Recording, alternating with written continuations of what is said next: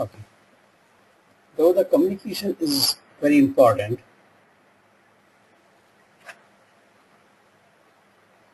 it is a small chapter, but one of the most important thing which is used by project manager. PMI surveys or various studies says that most of the time project manager is actually communicating. So almost 90% or more project manager is communicating.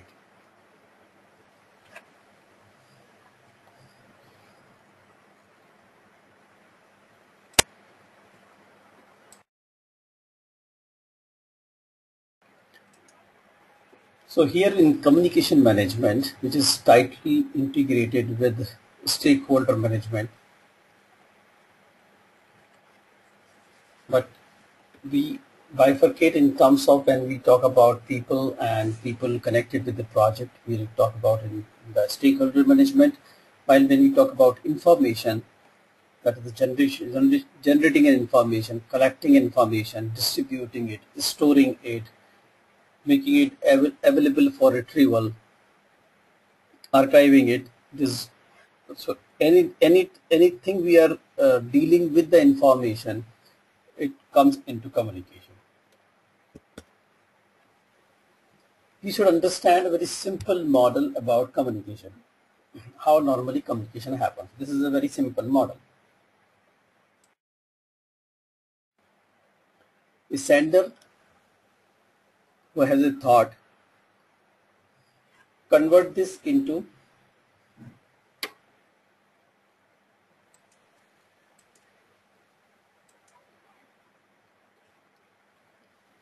convert his thought or encode his thought into some kind of communicating language. It could be a language. It could be a language. It could be a specific language. It could be gestures also.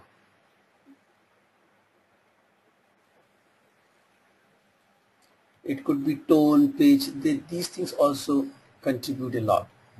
So a thought by sender encoded in a communicating language, could let's suppose a language, and transmit it to the other person.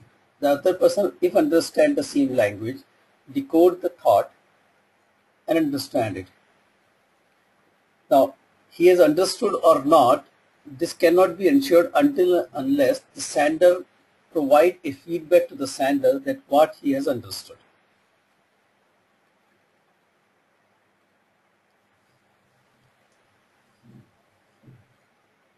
So what he has understood, this can only be ensured if the feedback is provided.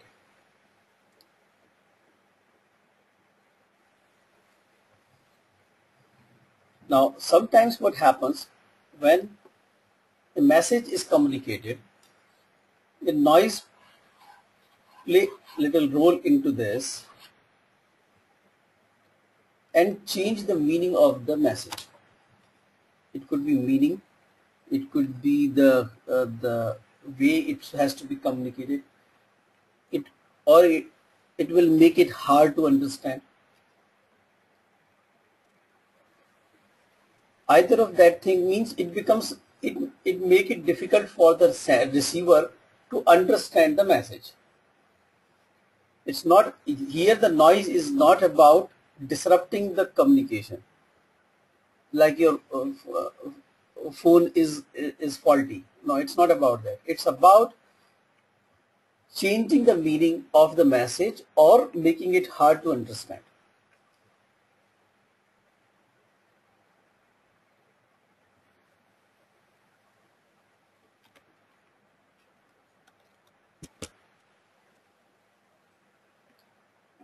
So before we go to the processes of communication, let's understand some basic stuff about the communication.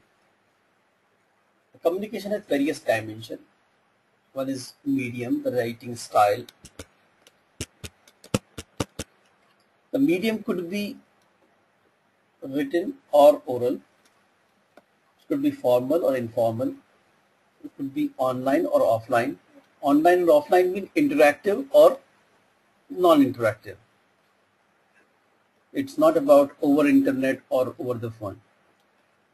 So online means interactive and offline means it's asynchronous. Synchronous or asynchronous.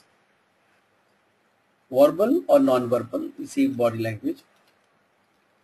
Internal or external, vertical or horizontal.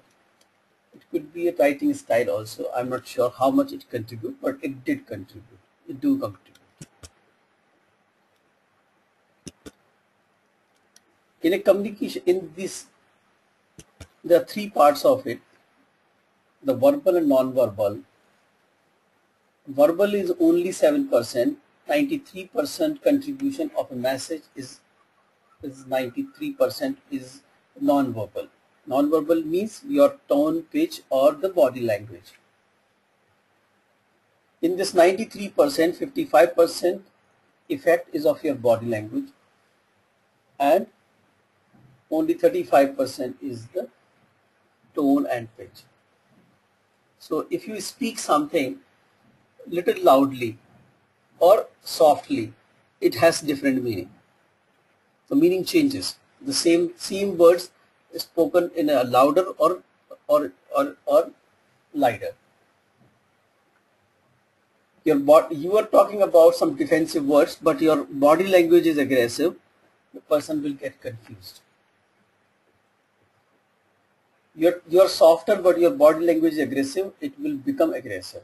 Your words become aggressive, or sometimes making it confusing. How did we arrive to these percentage? You Google it, you will get it. It is a various surveys and various. I think it's in the industry. It's quite kind of standard that this is how. So psychologists have done some study and come out with this kind of distribution.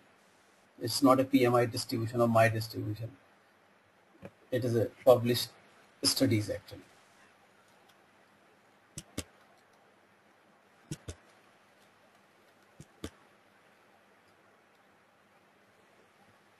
So in the communication dimension, there are communication skills which also participate. That is the active listening or passive listening. What is an active listening? Active listening is a communication with feedback is active listening. Communication without feedback is passive listening.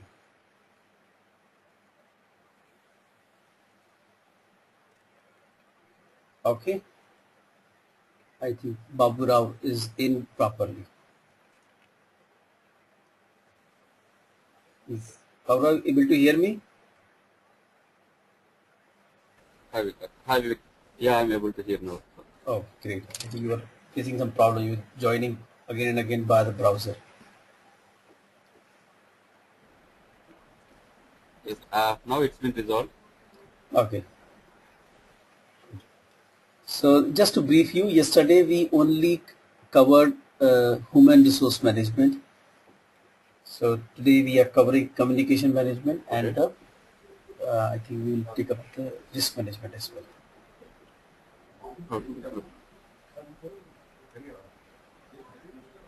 Okay, so active listening and passive listening, these are also important. Passive listening means without feedback. Active listening is with feedback. With feedback means like when I am talking about these things, you're asking me question, how did we arrive on this percentage? So that is a feedback. That is a response of my communication. So if nobody is writing anything in the chat box, nobody is also telling anything to me, and everybody is silent, I'm not able to see you, so I can't understand the body language. So then it will become a communication without feedback. That is a passive communication. When the receiver does not give the feedback, it's a passive communication. Active listening, we talk about that when the receiver give feedback in the forms of nodding his head. If you are in a classroom, even in this place, you may paraphrase my statement. Maybe you tell the same statement in your own language or in your own method. You ask some investigative questions such as this: how did we arrive to this statement, right? And then you said, okay. So these are all feedback, and this is called active listening. So in this, when active listening is there, the sender is confirmed that a meaningful discussion is happening, effective discussion is happening, and effective communication is happening. Okay, so you ask questions, probing questions, the motivating and coaching, etc. This is also part of the communication, negotiating, resolving conflicts. Lot of presentation techniques can be used during the communication, which will add to the communication effectiveness. Communication can be vertical, can be horizontal, maybe with the supervisor, with the team members, with the friends, with the colleagues. This could be important. At least I think I've seen on the PMP exam at least one question come, but it is also important to understand that as the people add into the project, the number of communication channels are not linear. They're exponential, and they're based on this equation. Look at this example. You have 5 members on your team, and there is a scope change. 2 new members are added to your team. How many communication channels do you have now? How many communication channels added due to addition of new members? And is the number of people in the project? Can you tell me how many communication channel total channel becomes 21? How many channels get added?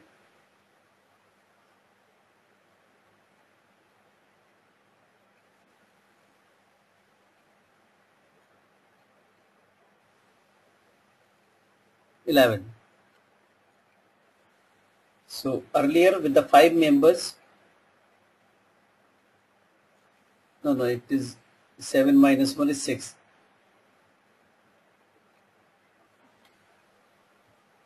Earlier with 5 members, the number of channels were 10.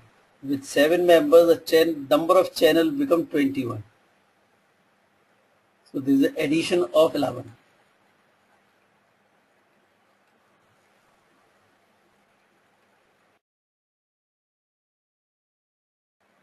Right? So just by adding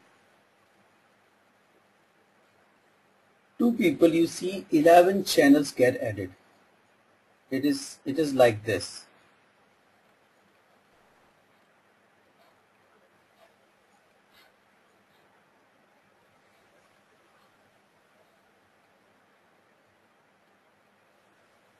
Okay. Now if one person get added, so many channels get added. And therefore, more the people are, the communication become more complex. And therefore it is important that you control the number of channels in the project. You have to cut down on some of the channels to make communication simple. Suppose you have a customer who speaks to everyone. The communication become uncontrollable. You have to cut down on the channels. Say you need to, he is the Spock. You only speak to this person. He will talk to the other people and get your work done. So it is important that we should be careful about this. Spock is single point of contact.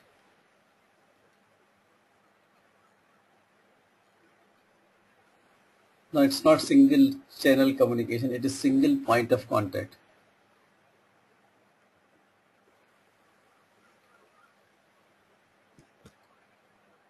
Okay, there are 3 processes in this: plan communication, manage communication, and control communication.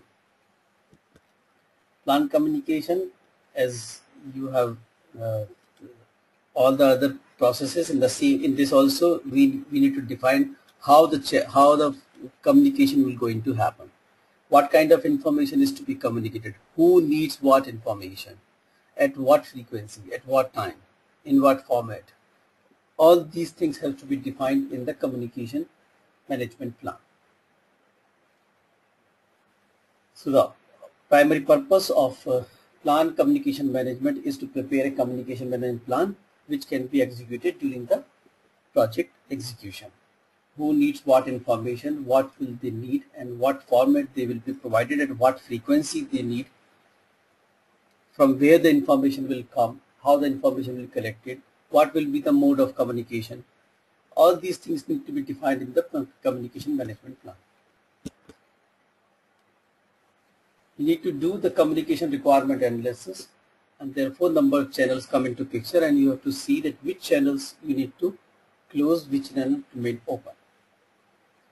Communication technology could be important.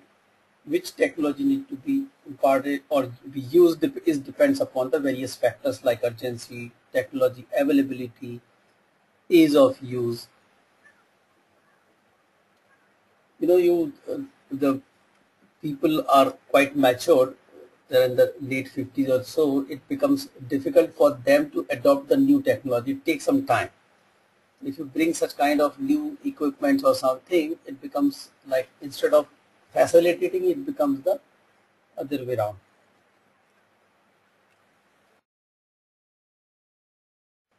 While the new people, the new incomers, new like freshers, they are enthusiastic about new devices, and becomes easier for them to use them. The confidentiality, the various parameters are here to which will be considered to decide which technology we need to use.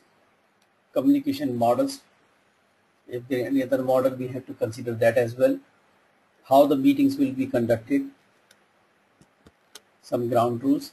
We need to select the communication method, and normally there are three types of communication method: the interactive communication, push communication, and pull communication.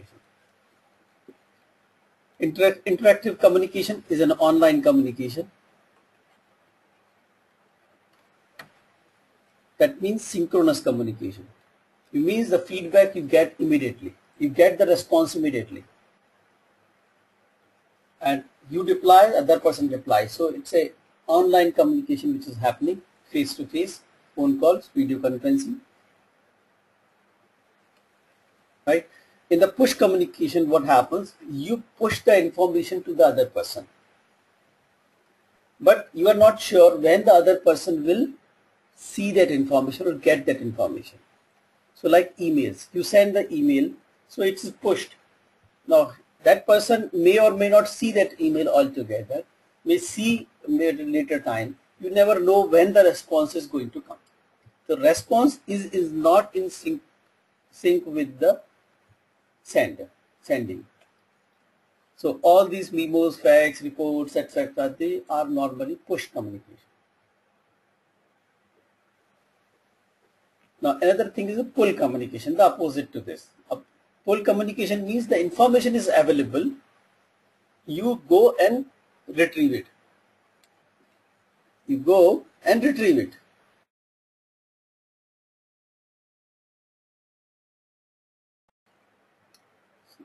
Like internet.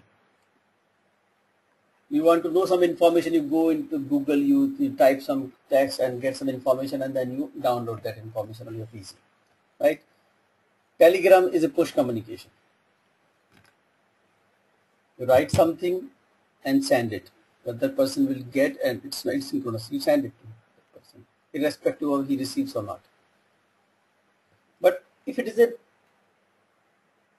knowledge management portal in your office, so what is happening? The people will keep pushing the information or keep putting the information on this knowledge management, but when you need it, you go and fetch your information. So knowledge repositories, e-learning, the things are available, you go and take it. So that is a pull communication. Make sense? The interactive is, response is immediate, is in synchronous. Push communication, you provide the information, other person will get it. You push, you give the direct, you give the give the information to the intended person. It's not like make it available to the other person. No, you send it to him, but response is not guaranteed at the same time. Full communication, the information is available at a common place, at some place which is accessible. I go and take it.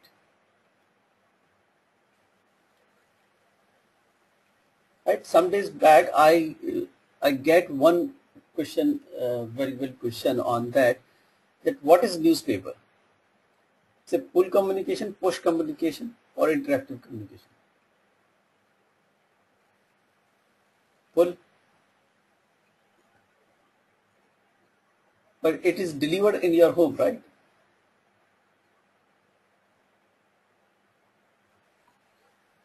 See, I have got one thing. I mean, even if it's a pull communication for me, it is a push communication for somebody. Without that push communication for somebody, it cannot be a pull for. Like for example, internet, e-learning. Somebody had pushed that information. He had done the push communication. For me, it is pull. It depends on which side we are looking at. Am I right? No, I can clarify it.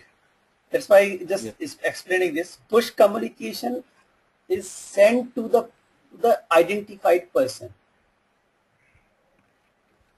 Okay, you push, you upload something on the internet. You do not have identified audience, or you. So destination is known. Somebody. Therefore, it is not. Destination is known. Destination is known. Yeah, the intended person is known actually. Then only it is push communication. In case of newspaper, for printing press, it is a pull communication, or maybe for me, it is a pull communication. If I compare with the newspaper paper company, I mean maybe Times of India. For me, Times of India is pull communication. But Times of India deliver it in your home, right? But Times of India people are not delivering. It's an agency who is delivering. They don't know where that Times of India is going. Okay, but agency is also delivering. But one more thing, the Times of India, that's right, but there is one more thing. Times of India is delivered in some people and not in some people. They don't deliver it to every people. Some people go and take it from the stalls also, right? I can buy from shop also. That's right. So that is, they have published, they have printed and made it like internet only. What they have uploaded. Ditto for internet. I have internet it is being delivered at your home. What about that? See, ditto for internet. I have it in my home. I can see it. But some people won't have the internet at their home. They go outside and check in the cafes and something like that, right? I agree with you that it is available on internet. You can go and see the paper. But what about which is the paper which is being delivered at your home? I agree, but there are people who go to the stalls and purchase. That is different. How about that? See, I'll put it in different way. When the Times of India was getting printed, Times of India people were not knowing where it is going. Right. So for them, it cannot be for that particular newspaper. It cannot be a push communication for me. It can be a pull communication. What you have said, absolutely right. It is a pull communication. The reason is that Times of India people are making it available in the market. Exactly. The news agency, the publisher is making it available in the market. The news agency which is delivering the paper in my home, it is actually my proxy. That's correct. Okay, I supposed to go in the market and get the newspaper, but instead of that, I hired an agency which that person goes on my behalf, get my copy and give it to me. So the agency is not representing here the publisher, but news agency is hired by me. That's correct. That's correct. Right? They manage the logistics part. That's a media for me. Yeah, but it is hired by me, not by the publisher. Service provider. Rather. Yeah, so it is my proxy, not the publisher's proxy. Correct. Therefore, it is full communication because they are going on my behalf and taking it from the market. Exactly. Now, what about if you subscribe to a newspaper? If I subscribe, then the destination is known to these people. If I'm subscribing with the news agency. if I'm subscribing with the newspaper like Times of India, I'm subscribing Times of India. Right. Now the people, they know that where this Times of India is going. Hmm. So that could be push communication. So if you subscribe, it becomes push communication because the publisher is sending it to you. No destination. Yeah. This is a known destination. It is intended for you. So it will become a push communication in case if you subscribe it. So your magazine you have subscribed, then it is a push communication. But if you go in the market and get a copy, it's a pull communication. Of course. Okay, so you prepare a communication management plan which should talk about stakeholder communication requirement, that what actually this will come from the stakeholder management. What we decide here, that what is the format of the information, at what frequency we should provide, so language, format, contents, level of details, time frame, this we decide actually based on the stakeholders communication requirement. Who is responsible, who will provide the information, what is the method or technology going to use, any collection or the filing structure, if there is, we need to define it in the communication management plan. Escalation process, if something is not working out, then what is the next step to take. Glossary of the common terms which are not so commonly known, or even commonly known, some people may not be knowing still. Method of updating and refining the communication management, or maybe if you have a knowledge repository, what is the method of updating it? Who will approve this, or it doesn't require any approval? Like if you say Wikipedia doesn't require any approval, you go and update it.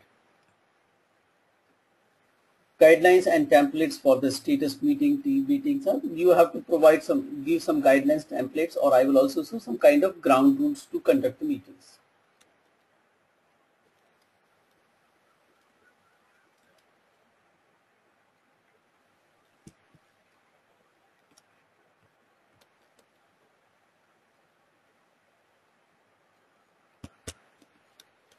Do one thing.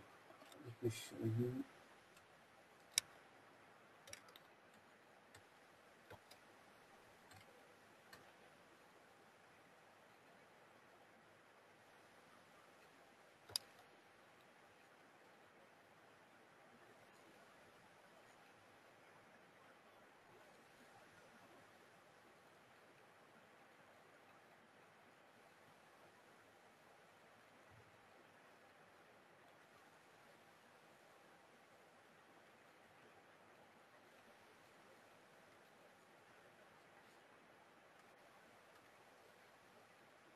This is sample communication plan.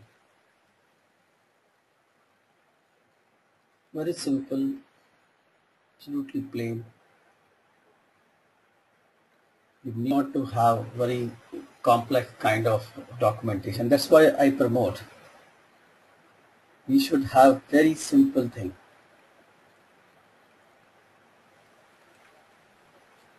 Okay, what it says, there are various type of communication which are possible. Team communication. What is the periodicity? Twice a week. The medium, email or through telephone. What is the agenda? Development related. What are the base on-site and offshore? Project management, status tracking. It will happen weekly. Medium is face to face. Some technical discussions are happening. So how this will happen? So it is decided the periodicity, the frequency, the medium, the agenda, the parties, and any other details which are required. All kinds of communication it is described here in a particular project, and that's what exactly needed. What you can do, you can also decide on maybe you can say what is the format, means what are the details, if any report is there, so like project status, so in this project report should go before that. So that many things can be defined based on the requirement. The thing is that it's just one page. So to make things simpler and effective, you need not to have very complex document.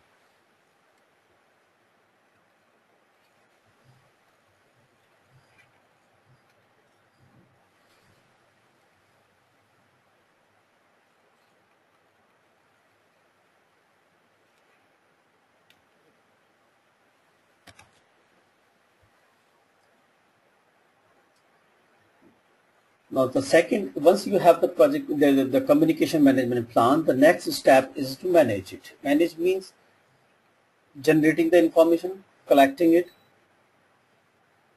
distributing it, storing it for the retriever, and defining how it will be retrieved. So more or less the tools and techniques are same as we talk about, because whatever you have planned, the same going to be used in the execution.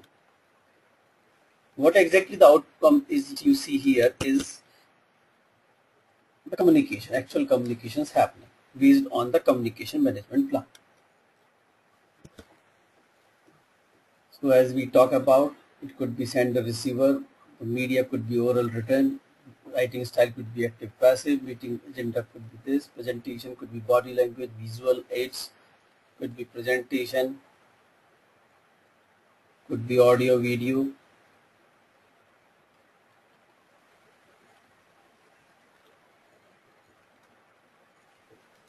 How it will be facilitated, how the decision will be made, listening style,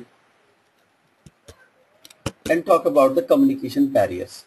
Now we should understand what are communication barrier. They are nothing but noise. What is noise? We change the message of the meaning of the message or make it difficult to understand. Okay, we cannot see each other. So my body language, my gestures will not communicate anything. I have to compensate that with my words.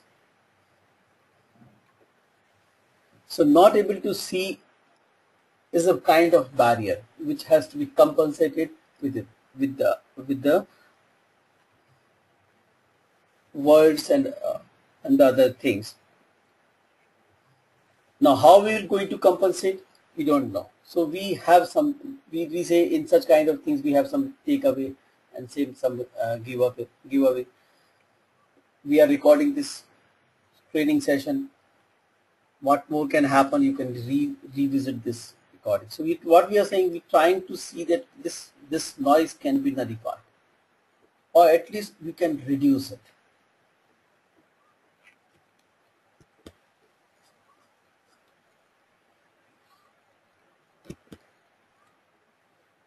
So you should use some communication. You have to choose communication technology correctly based on that what is feasible and what is the requirement. Choose a method, interactive, pull or push. You should have an information management system to store and retrieve the information, and this could be manual, this could be electronic, this could be any website or a software which can host all the communication, a collaboration software. Earlier it used to be normally manual because the most of the communication was happening on paper and therefore they need to be filed.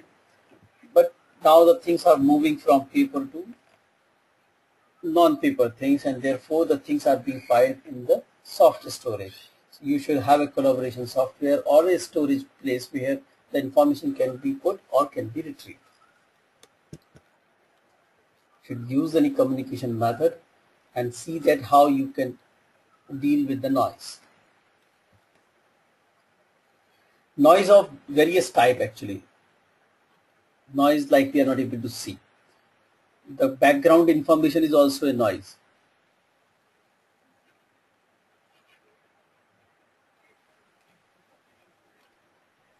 The context is also a noise. The culture is also a noise.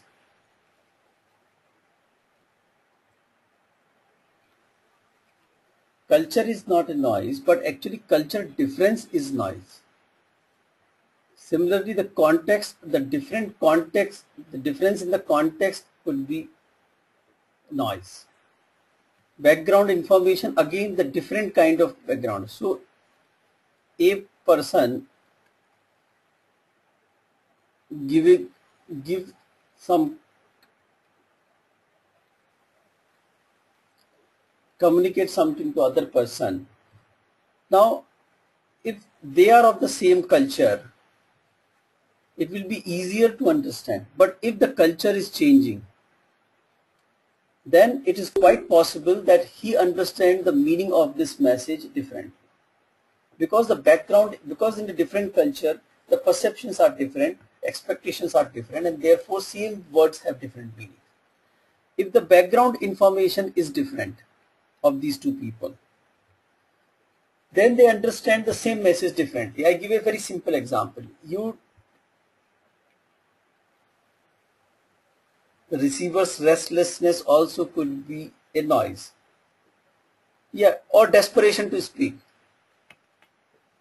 So it doesn't listen to you altogether. I give an example that how the background information or context make the change or change the meaning of this. You take a book and give it to 10 people to read. What are the chances that all 10 people get the same message?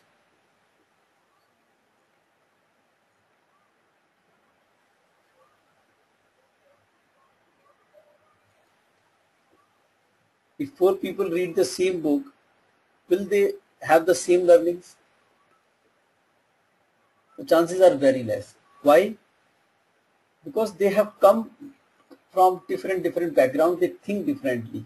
They have seen the world very different way. So their background information, which is actually used to process the information in the book, is different. Therefore, the overall outcome, which is a mix of the background information, this new information, is different for everyone. And therefore, if you are talking to some person, suppose you are in Mumbai, you are talking to some person in Delhi, there is a fair possibility you get some kind of surprises.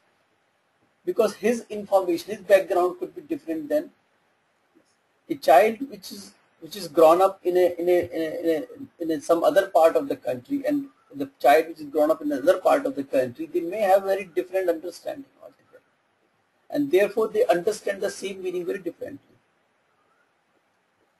And therefore the culture. The best example is Tarjan, right? Everywhere you see, in the office you will see, the people often say, oh, he is from this place, ये वहां से आया, इसको जरा संभल के रहना. क्यों? क्योंकि वो उसके एक्शन सरप्राइजिंग है. आप उसके उधर चले जाओ तो वो भी यही कहेगा, ये वहां से आया है, इससे बच के रहना. Because your actions are surprising to them. You know, I've seen it. Bombay में चले जाओ, दिल्ली से आया, बहुत इतना तेज तरह आ रहा है, इतना सा दूर रहना. और दिल्ली में चले जाओ तो कहेगा बॉम्बे से आया, बहुत तेज. हाँ. This is something which happens, right? So this is just a mindset, because their other person behavior is not same as yours. अगर आप किसी मुंबई वाले से बात कर रहे हो तो आपको पता है कि यार वो कैसे बिहेव करेगा, और वैसे ही करता है वो. दूसरा आदमी आता है, वो अलग तरह से बिहेव करता है, क्योंकि बैकग्राउंड डिफरेंट है, वो अलग तरह से रिस्पॉन्स देता है, वो अलग तरह से चीजों को समझता है. And therefore you get surprised and you say, yeah, this person is unpredictable.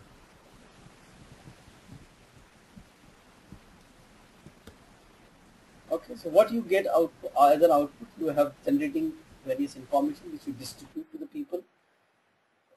The status of the deliverable, the performance report, the schedule progress, cost incurred, or whatever the progress, the quality status of the things, how much we have progress on the various deliverables, is all part of the progress report.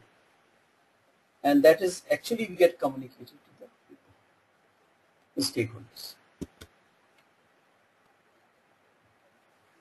Then third part is the controlling communication, that is basically monitoring and seeing that the communication should happen as per the plan, and if the outputs or the responses are not as expected, then there is a need to change, and therefore there is a change request as there in all the monitoring and control processes.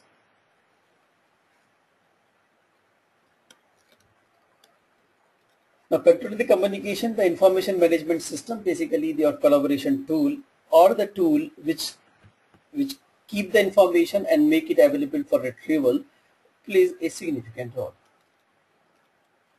And issue log is one of the important the performance data which is part of the execution. So whenever the execution happen, yeah, MIS, the work performance data is get collected, which will be presented as a work performance information in a more meaningful.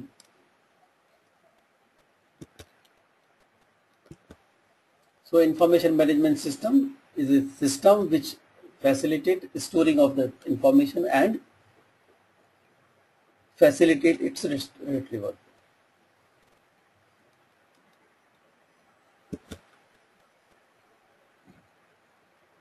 So output is the work performance information, or these are the data. So actual versus plan. Change request, if there is a change in the communication when plan is required, and that's complete the communication.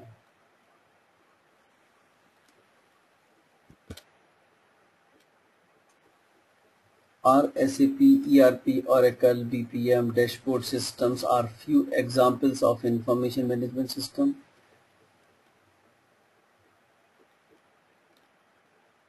I'm not sure about it, but what I can say about the normally the SharePoint, it is very widely used for knowledge management, or it is very widely used to exchange information in a project.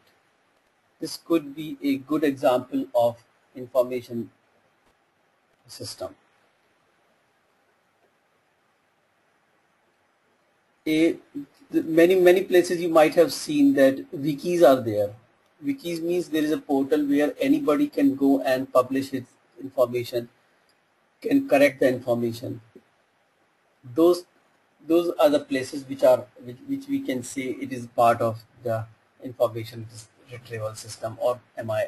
It's not exactly MIS. I will not say it is a MIS, but it is a information management system, which is MIS is normally we talk about where we MIS also part of it,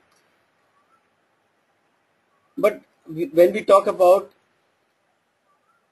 information management system, it is a little more than MIS. It also facilitates the collaboration among the people. It's just MIS is normally for reporting purpose, for project status, but collaboration tools are also facilitate communication. You exchange the information among the team members. So it is little more than MIS.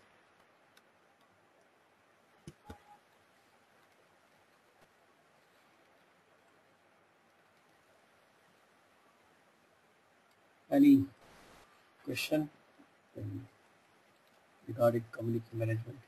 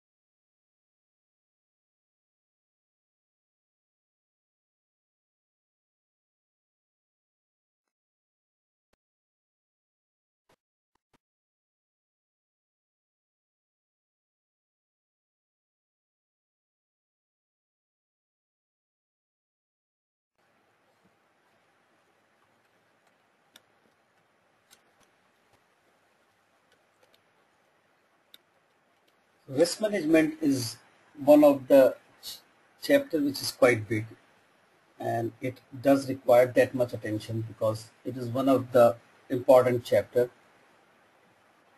and many times improper risk management can lead to the closure of the project, or the results could be, or repercussions could be disastrous.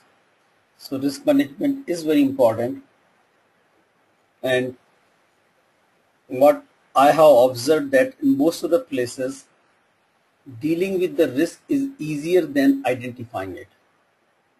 Most of the places I have identified that the risk which actually impacted the project the greatest, or lead to the closure, or created a lot of trouble in the project, those risks were not identified. Means the project team couldn't identify those risks. So risk identification is the topmost thing, because once you identify the risk, analyzing and preparing a response is much easier. Identification is difficult task. It's not difficult because identification is difficult, but the kind of methodology, or kind of method we should implement, or kind of tools we should use in identification, we are not using. Or kind of seriousness we should have in identifying the risk, it's not happening. It's taken very lightly. Most of the risk register which I have seen, I've seen risk in those risk registers which are very common. Their impact is not that much, and they are easily manageable. The risks which are having much deeper impact, they are not found there. Why they are not found? Because they have not involved the right kind of stakeholders. Many times project manager himself fill up the whole form of the risk register. Even the team is not involved. Even team is involved, other people are not involved in risk. It is mainly being done as a ritual than actually the serious risk management. And this chapter deals with identifying, analyzing it, and then responding.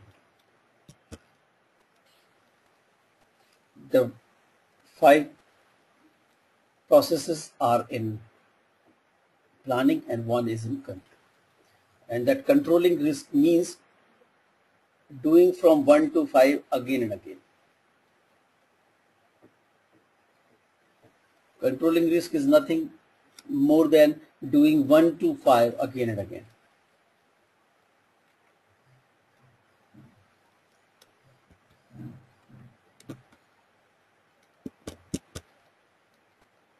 Before we jump to these processes, let's understand some aspect of the risk.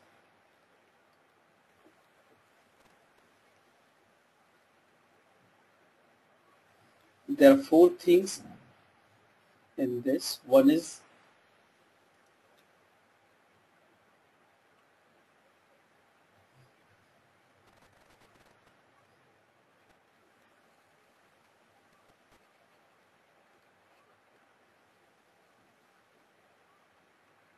known, unknown, known, unknown. So known, unknown, unknown, unknown,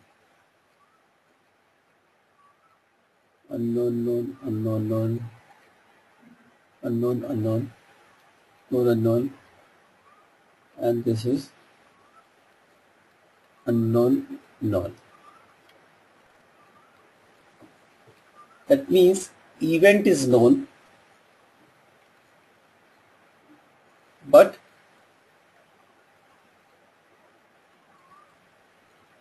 impact is unknown. Known, unknown means event is known, but impact is unknown. That is how it will occur, we don't know. This is event is unknown and impact is known. That doesn't happen. This quadrant is not applicable. This is neither event is known nor impact is known. So event is known, event is not known, then definitely impact will not be known. So these are one kind of risk. This is what we actually categorize as risk, where the event is known but the impact is unknown. Unknown are not risk, but they are the event which are not identified or which may impact the project, but they are not risk because we have not able to identify them. So it's an unknown word. There are many active events which can happen during the project.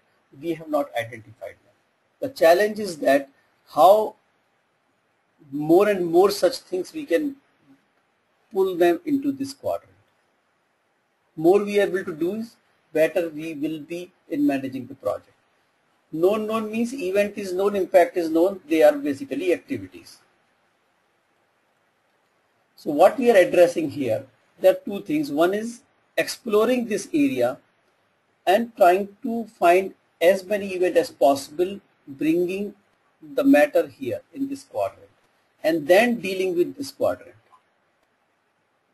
So what is identification? Identification means looking into unknown area and trying to find some event so that we make portion of unknown area into known unknown area and then dealing with it.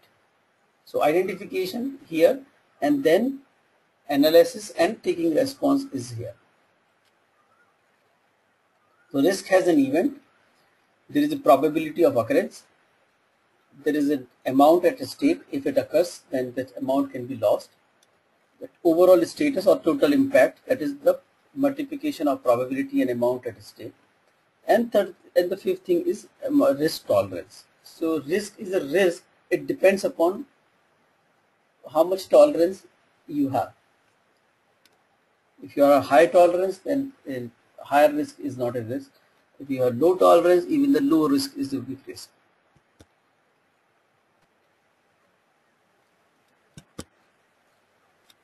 The context, the risk is a perception.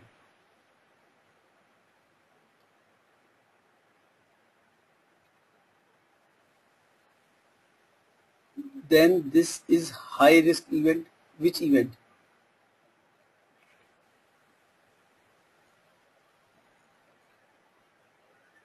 Unknown.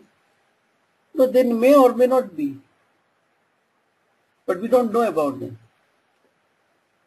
Something may occur, may impact slightly, may not impact altogether. And something can happen like disaster management. What is disaster management? Disaster management is normally looking for such kind of things which rarely happen or we have not seen them or which have a very greater impact. So none of the disaster management activity is considered as a risk management. It is dealt separately because of chances of happening that is less. Maybe a country like Japan where this is much common, it can't be treated as a risk management, but here like in India it is difficult, it is less.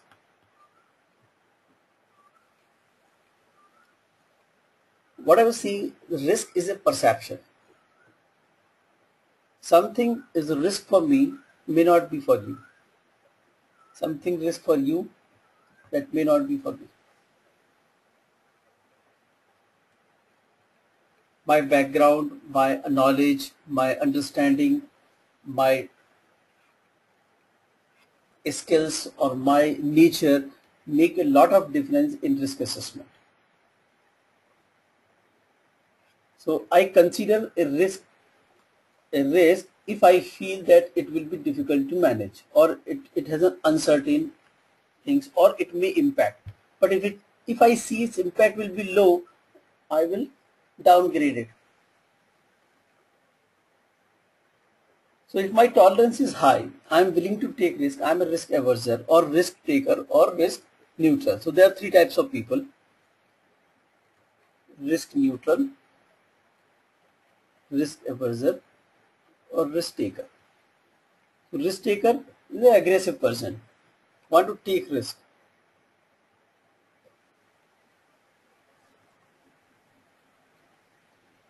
person who takes risk or who willing to take risk is normally small risks are not risk for him, only the bigger risk for him.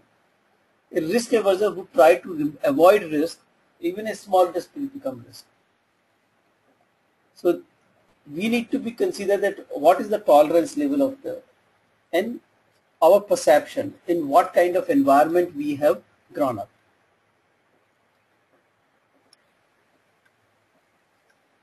Therefore, in the same team, you might see that people will be debating that if this risk is a risk or not, or what is the gravity of this risk. Some people find it more risky, some people find it less risky.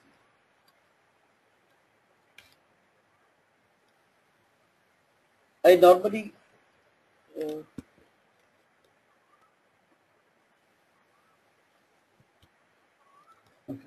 there is also one thing which is come as a utility theory. Utility talk about that risk, the person risk aversion can be a risk taker. Okay, a risk taker could become a risk aversion depending upon that the benefits of taking risk and the repercussions of that, or maybe the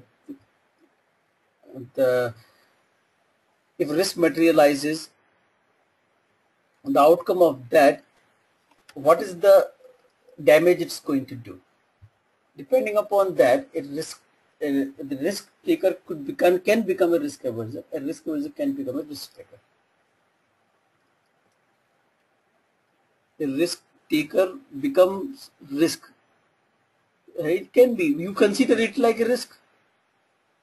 If you have a team member who is a risk taker, so you will find him dangerous actually. And if you are a risk taker and you have a person in here who is a risk averser, you will find him lousy. He doesn't work. He don't want to do anything.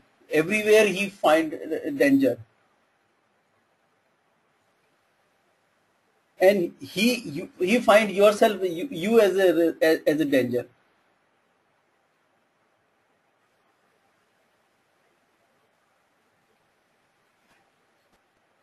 So what I was talking about this utility, that depending upon the benefit of taking risk and the damage a risk can do if it materializes, based on that a risk taker can become a risk averser, or risk averser can become a risk taker. I give an example. How many of you have followed Kaun Banega Crorepati?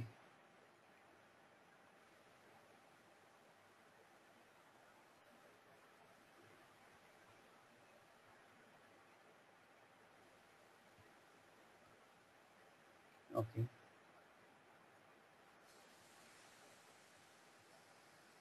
Okay. So what do you think? It's a quiz game?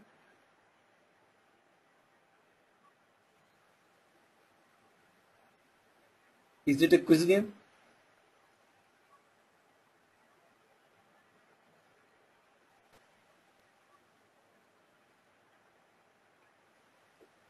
Actually, if you see, it's a risk-taking game. It's a risk game basically. It is the quiz is actually the background. It's a ground.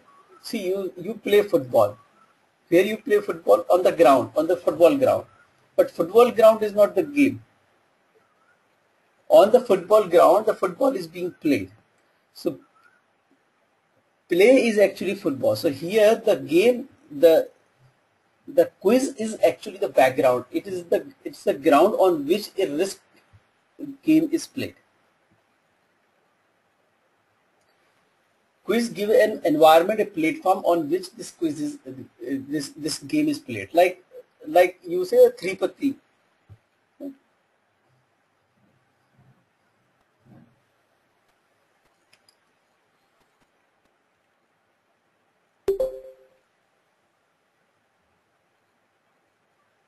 Who is PC?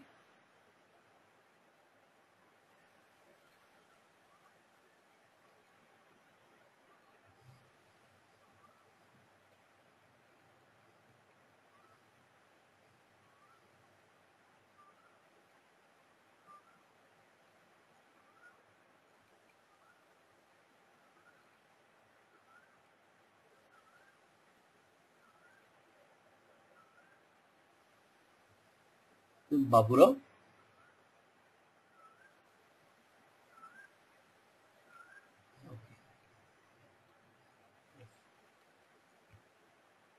So basically, quiz provide a platform on which a risk game can be played. So how it happens?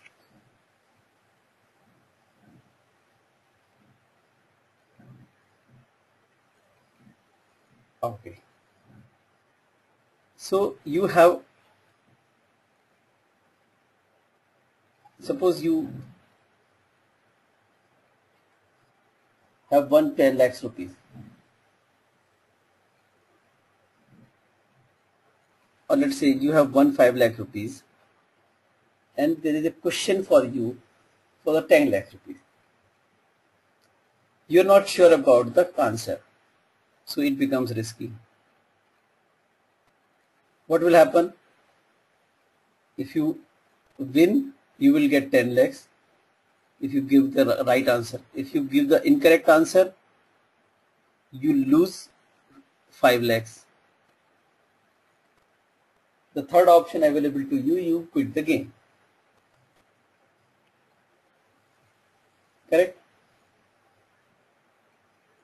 Now, let me ask you, how many people will like to attempt it?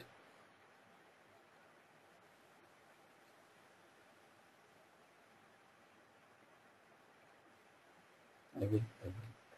Okay. Okay, suppose you have just seen a flat for you, which you a dream flat you want to buy, and you like that flat, but the thing is that you have only 25 lakh rupees, and that flat is actually of 50 lakh rupees. The flat is of 50 lakh rupees. And the whole problem is that from where this 25, therefore you are not able to buy it. Now you are sitting in the hot seat and facing the question for 25 lakhs. You have already won 10 lakhs. You are facing for question for 25 lakhs. Question is uncertain. You don't know the answer. Will you like to attempt it?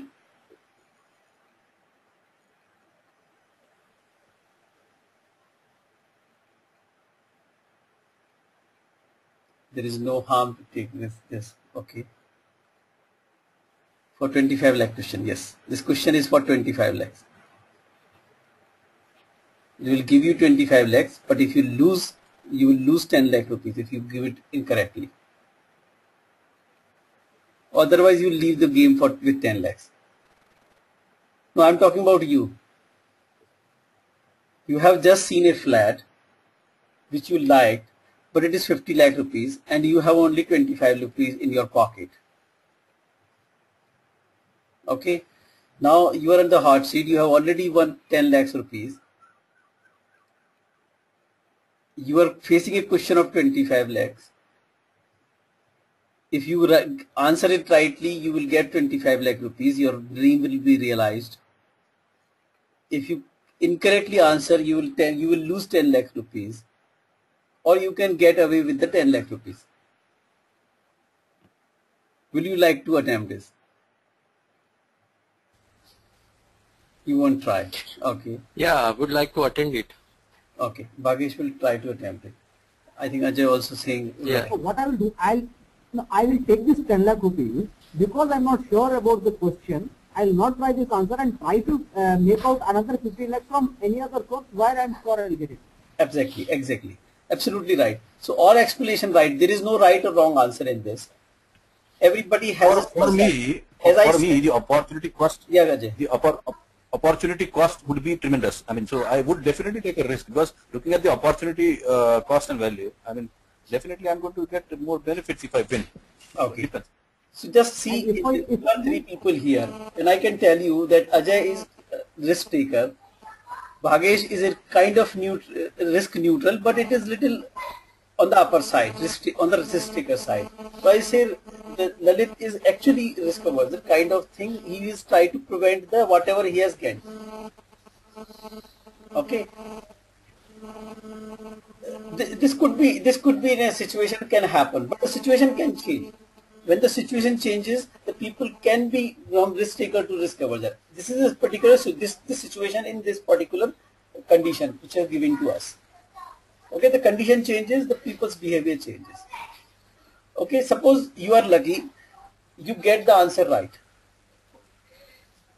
Okay, you got 25 lakhs. Now there is another question for 50 lakhs. You answer it, you get 50 lakhs. You incorrectly answer it, you lose 25 lakhs. Otherwise, you can get away with 25 lakhs. So here it is 0, here it is 50 lakhs, and here you can go away with the 25 lakhs rupees. Will you like to take?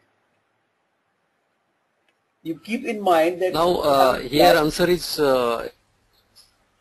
let me complete. yeah. Here answer is better to quit if answer is means the person is not sure for the correct answer, because 25 lakh is as a quantum it's a huge amount. Okay. So now I tell you one fact which I have to remind you, that you have just seen the flat, which is of 50 lakhs. Yeah. You have 20 lakhs Yeah. in your pocket. If Yes. you win this 25 lakh, you can realize your dream. Otherwise, you have to still wait for another 25 rupees to come sometime, or you may not get Correct. that home altogether. Now tell me, you want to take Correct, this question or not? Better I will quit, because 25 lakh will serve the purpose buying a new flat, and where I can gain is that I need not borrow loans and anything, pay more interest and all these things, so I can buy that flat at ease. Correct. So Bhagesh will try to quit with 25 lakhs. I think Lalit has already said that it is going to quit with the 25 lakhs. Ajay, what do you say? For me, for me, if the flat case is there, then that's fine. Okay, we can take a risk, we can measure it, that's okay. But if somebody is hospitalized and somebody needs 50 lakhs to get surgery and everything, to get it normal, or maybe some cancer patient, for that, I will prefer to take a risk. So it depends on the problem. It depends on measurements. On what basis of that you are going to take a risk. Fantastic. What I understand. So you mean if it is a flat, you will quit. But if it is a surgery which requires 50 lakhs rupees, you will take a risk. This question. Right? Correct. So this is what I am saying, utility theory. When there is a utility, if something is matching, we become this risk taker. So in this case, if I need 50 lakhs rupees for some purpose, which is very important for me, I become risk taker. So in this case, like Bhagesh, here he was trying to attempt it, but now he is not trying to attempt it because there is a flat in which is green is realizing. My utility is being met. The objective of me is met. If I get another 50 lakhs, I don't know what I'm going to do with it. But with this 25 lakhs, I can certainly realize my dream. And therefore, my risk-taking capability will go down drastically. In fact, most of the people who go into this confidential corporate, they have some kind of dream. In fact, Amitabh Bachchan normally asks why you have come here, what is you are here, even in your mind, what you will do with this kind of money or so, right? That is to know that what is the purpose of the person and how long he is going to sustain here. Okay, it depends upon most of the people who have gone to 1 crore or 5 crores, you will see that they were not having any dream of anything, trying to achieve anything. They don't know what they are going to do with this. So the fear of loss is very low there. Though as the amount increases, the fear of loss, because you have won this, right? So fear of loss increases, but because Well, if they are risk taker and there is nothing kind of things which they're going to meet with this kind of money, they may go ahead with the and still answer the high risk question. And that's how risk work, and it's very psychological actually. Risk is completely a perception and event driven and situation driven.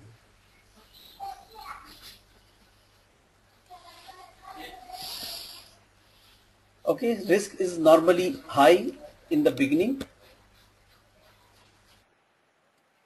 Risk is high in the beginning, and as you go, it's come down.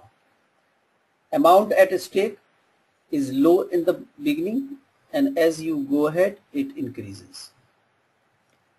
Because we are producing deliverables, therefore every time our amount increases with respect to the as we create deliverables. Risk, because things are very uncertain in the beginning, it is main the risk is high, more things, or we move into the project, we get to know more and more things.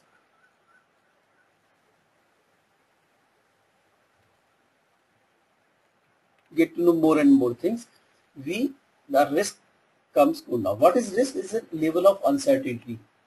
So uncertainty goes down, the risk goes down. So in this chapter, we will deal with both the side of the risk, the positive side as well as the negative side. So risk is normally used for negative perception, but we are also talking about opportunities. Sorry, this is negative. This is positive. We also talk about, because opportunities are as uncertain as risk and can be dealt in the similar manner as we are dealing with risk. So we'll prepare the response for on both the side, positive as well as negative.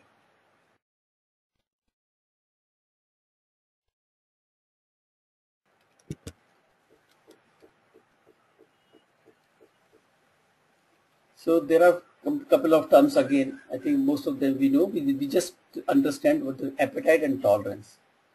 The tolerance is your capability of taking risk, and appetite is your willing to take risk. You know, I just described you the utility theory. When there is a utility, you just go ahead and try to take risk. And this tolerance in a natural environment, you see how much risk taker you are, how much aggressive you are.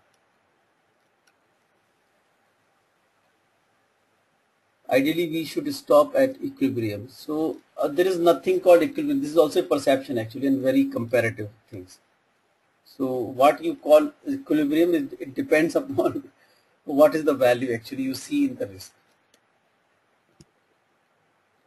So we have 6 processes. We will first prepare the risk management plan, where we set up the basis for the identifying and assessing and preparing a response plan, so that we can execute as per our plan.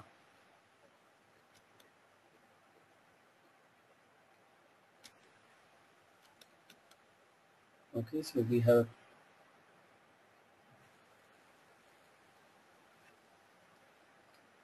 the idea is to prepare a risk management plan which tells about the methodology, the method, the categories or other things in the risk management, other things what are required for managing the risk. We identify and document in the risk management plan.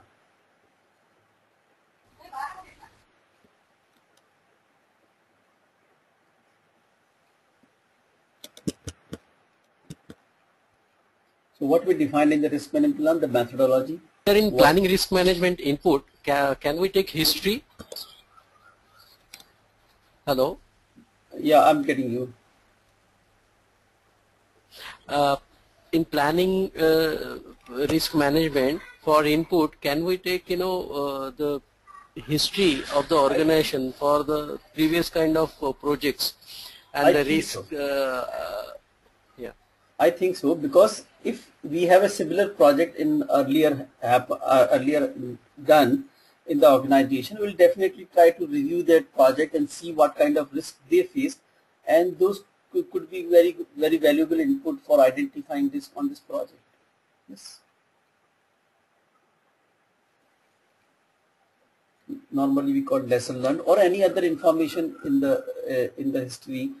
Definitely, history is playing an important role in identifying and assessing and responding to the risk.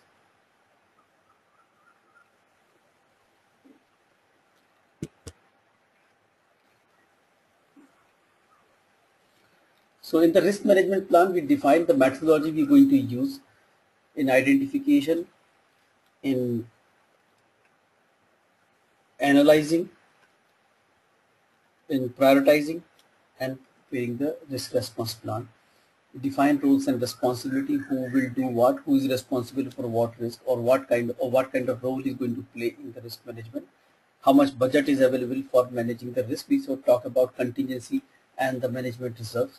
So contingency reserves is normally used here to compensate the damage will be done by risk materializing. When the risk materializes, the damage will happen, the budget will be used, contingency. And the timings. Timings means how frequently we will do our risk management activities, like identifying risk, analyzing risks, and preparing a risk plan are iterative process. So we continuously do. So we have to find out what is the frequency, how quickly we will do it, what we need to do, and when we need to do.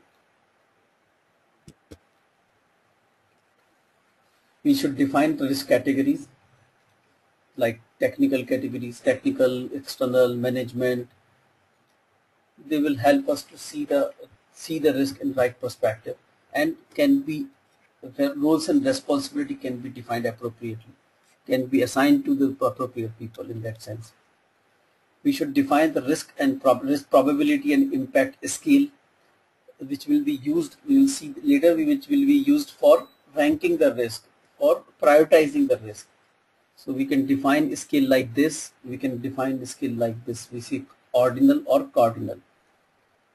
So this is cardinal, this is ordinal. Low, moderate, high, very low, or we say 0.01, 0.5, 0.6, 0.8, 0.10, or 1 or 0.2. So these are numerical figures or these are non-numerical figures. We define a risk probability and impact matrix if we're going to use it. Those all things have to be defined in the risk management plan before we use them.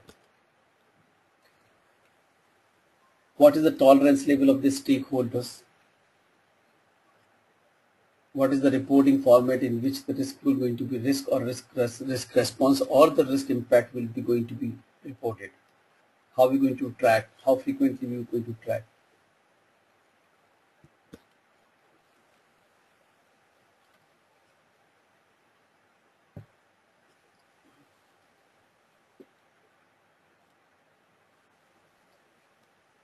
So first thing is identifying the risk. As I said earlier, that this is one of the most, in fact, everything depends upon this. If you have identified the risk, the rest of the process applicable, otherwise it's not applicable. So if you fail to identify a risk, none of the activity will happen. So it is the most important thing in the risk management that you identify the risk, and therefore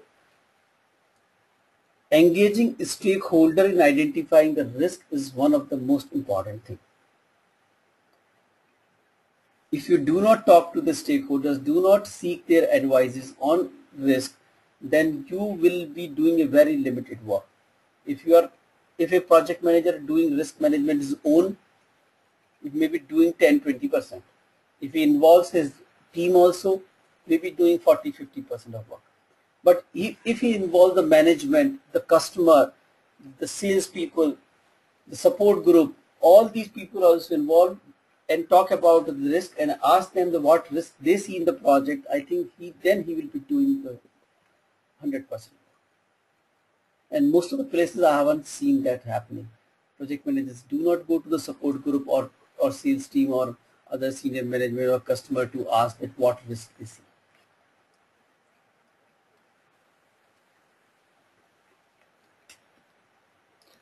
You see that everyone concerned with the project should be encouraged to identify risk. Everyone concerned with the project, who are there? They are stakeholders. because this can very important thing and can happen any part of the project. Therefore, you will see the hell number of inputs in this. Almost all the areas come into this to identify this. And what we do document review. We talk about that Delphi techniques and requirement. The similar kind of tools can be used here as well.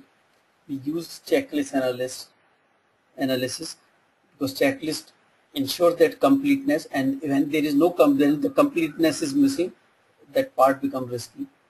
We do assumption analysis. Assumption analysis is a part of the document review basically. Diagramming techniques like fishbone diagram and other diagrams which help us to identify risk. You can do SWOT analysis, strength, weaknesses, opportunity and threats. It will help us to identify positive and negative risk both. And we create a risk register.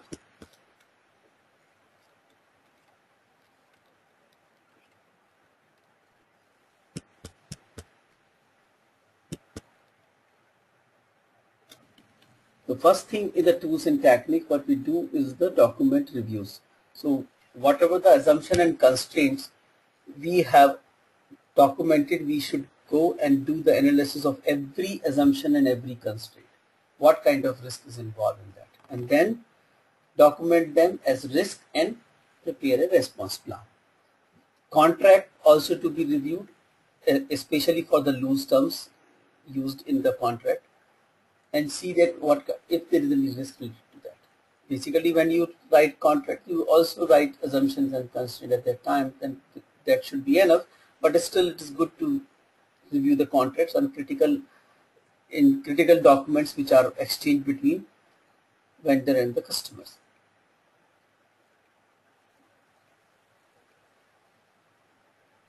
We use information gathering techniques like brainstorming, means talking to the various people and identifying risk.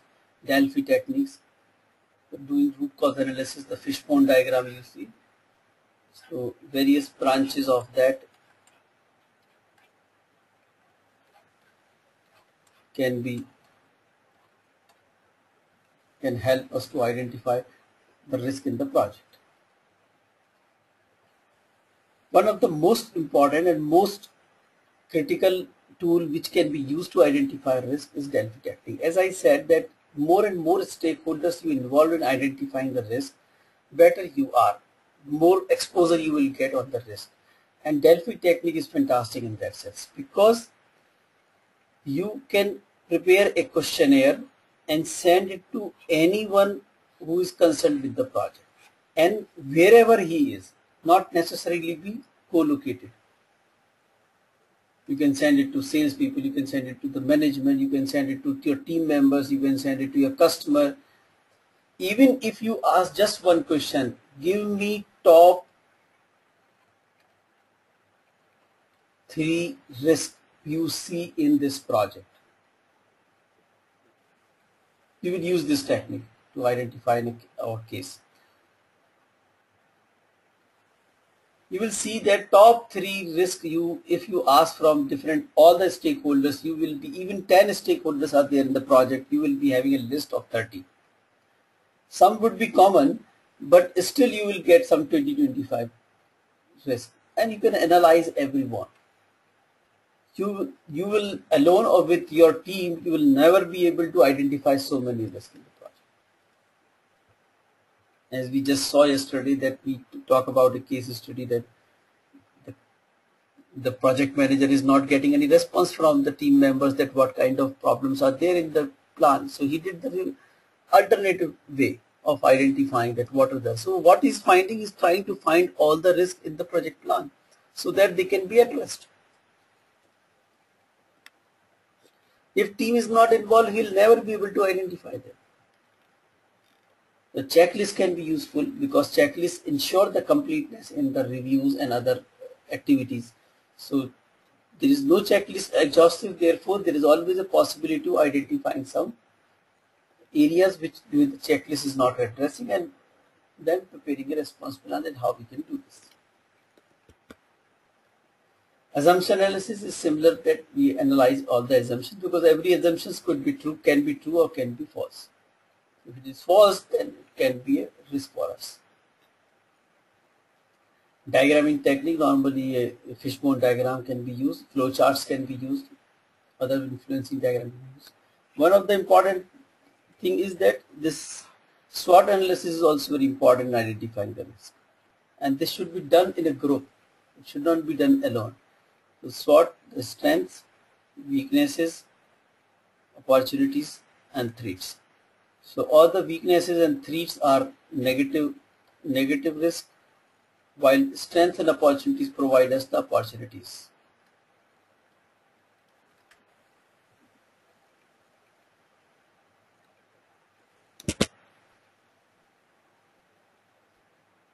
What we do here, we prepare a risk register with all the details. However, only few of them will be filled here.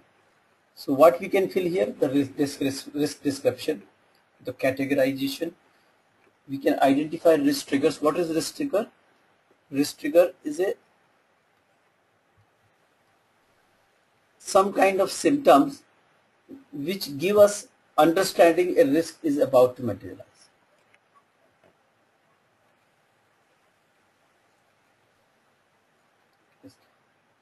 The probability of the risk currently identified, it can be revised. Possible impact currently identified can be revised. Which WPS? We can attach a risk with the WPS. Which WPS is attached? Which work package it is actually going to impact? What is the root cause of it? Or any more which you identify.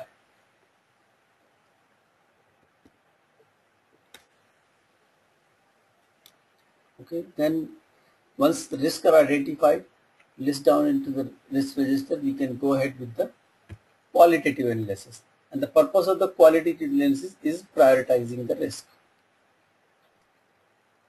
That is, more important risk taken on the higher side and the low important risk taken on the low side, or the risk which can impact in near terms are on a higher priority, rest of the risks are on the low priority.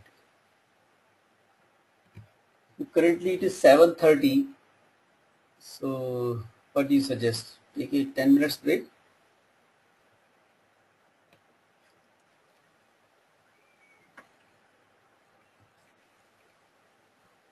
Okay. Yes, so we'll resume at 7:40, or it is already 7:31, maybe before 7:45.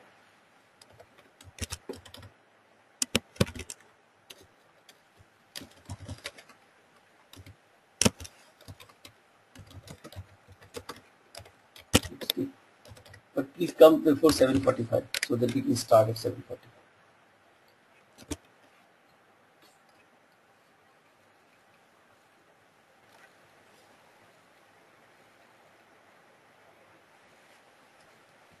Okay. Great. So let's get started. So once we have identified risk register, we have identified risk and documented in risk register. It is the time to see which risks are important, which risks are less important, which risks are higher priority, which risks are low priority. Two things come into picture. One is their probability, their impact, and their urgency. So normally the risks which are not so important, but if they are in the near term, they become important because we need to act now.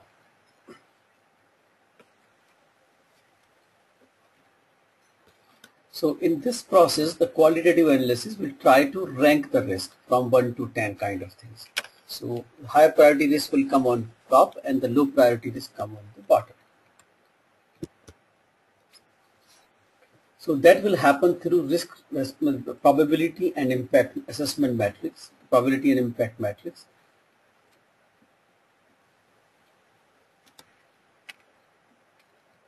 We also look at the data quality, kind of data available. So more accurate data is available, more accurate our assessment will be. And the urgency assessment. As I said, the risk may not be high ranking, but if it is urgent, maybe in near term, then its ranking actually increases. And what we do, we will update the risk register with ranking. With the impact assessment, what are we doing, and with the ranking, we will update the risk register. So this is the only process in the whole PMBOK where we create a document in the beginning and keep updating the same document till the end.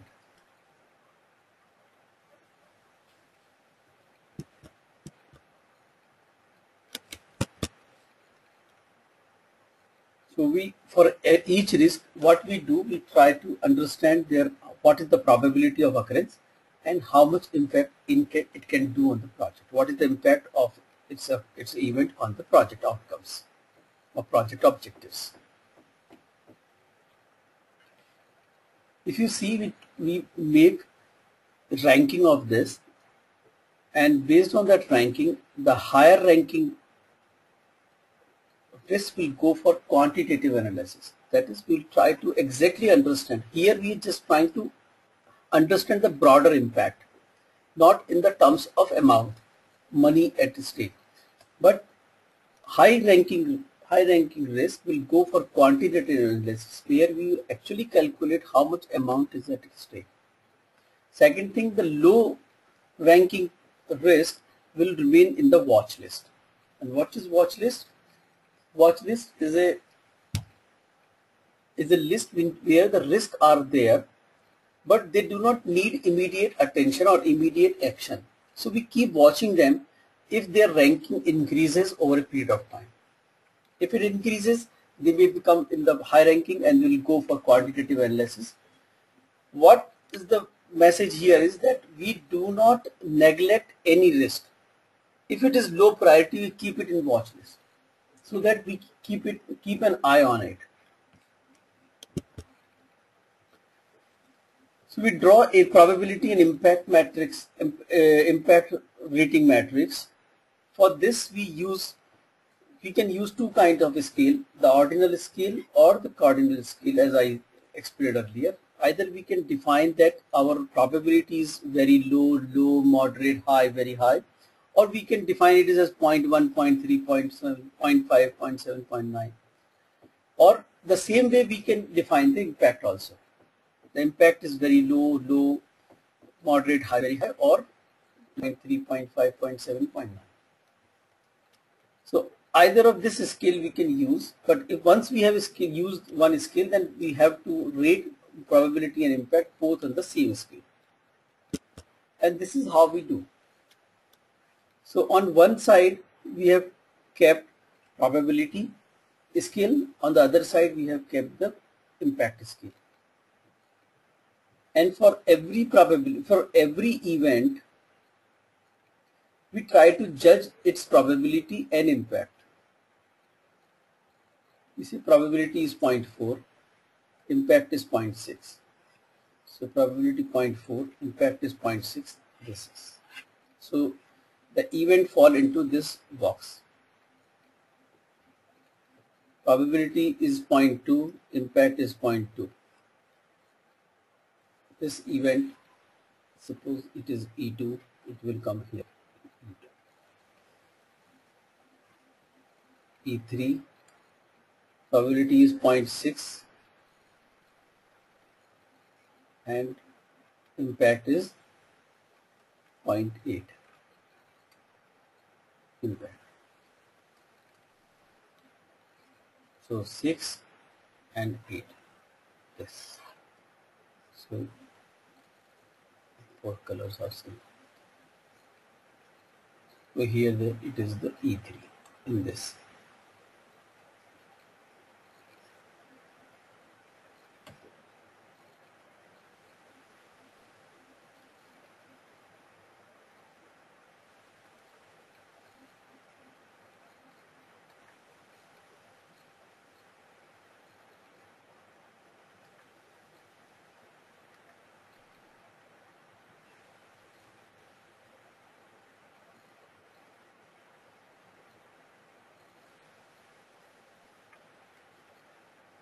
It is E3.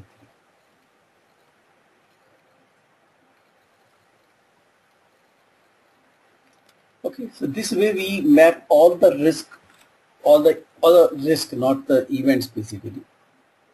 Risk, risk, and risk.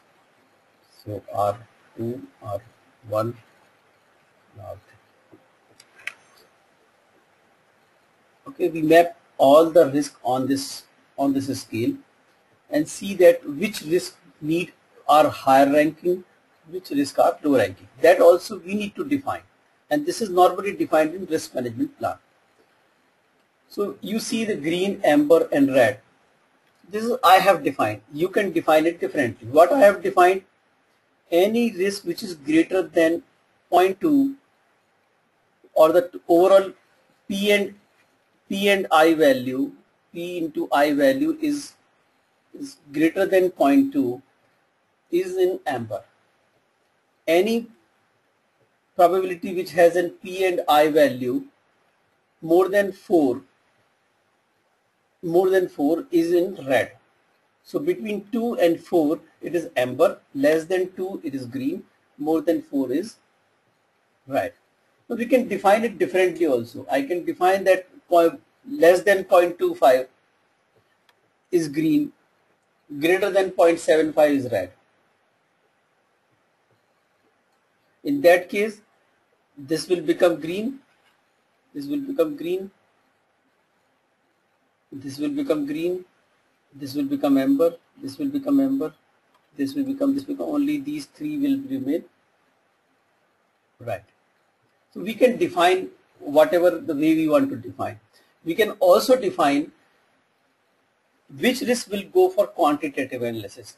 I say only the risks which are falling into red area will go into for the quantitative analysis. I can also say that all the risks which are falling into amber and red will go for quantitative analysis. So only green part will not go into the quantitative, will remain is watch list. So or we can also say that these red one will go for quantitative analysis, rest will remain in the watch list.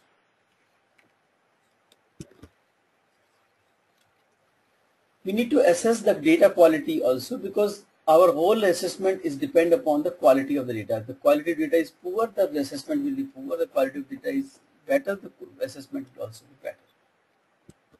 Now based on that, what we create is risk ranking. So we update the risk register with the probability and impact, ordinal and cardinal scales, the categorization and the watch list, and the most important one, risk ranking. That R1 is 10th, R2 is 2nd, R3 is 1st, R4 is 3rd, something like that. So maybe these three will go for quantitative analysis. Right.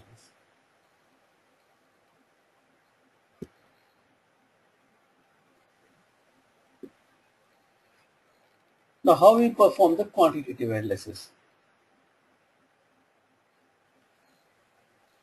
Quantitative analysis, the high ranking risks are input in here, and we try to understand how much amount is at stake, is at stake.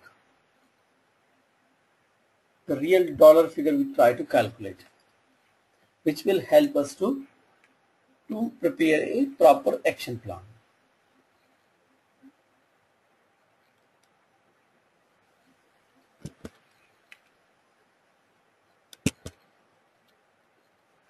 We use some interviewing techniques by talking to the people, but we also use probability distribution. The most important thing is about the sensitivity analysis.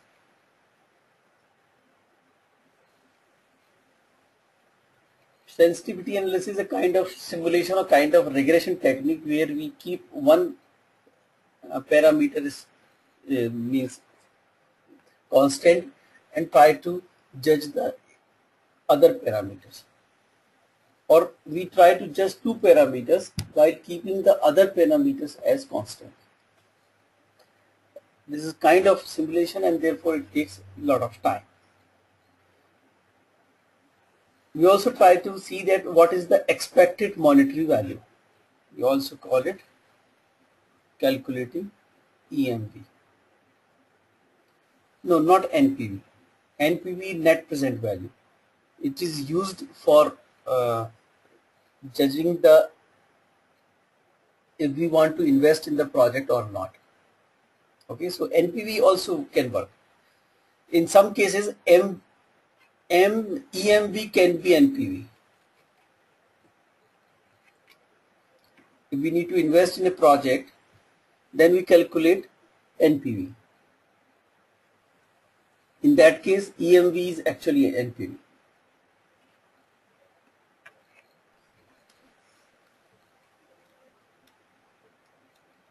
So in various places, we try to see what is the expected monetary value of this risk. Should we take this risk or not? Let's take this example. Investing on a new product. Probability, impact. Now there are three events possible when we invest in a new product. Event 1, 25% probability, chances of losing 50,000. Event 2, 30% chances of gaining 10,000. Event 3, 45% chances of gaining 30,000.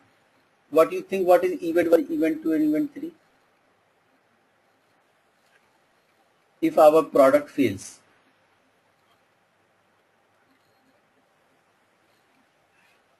our product get moderate success,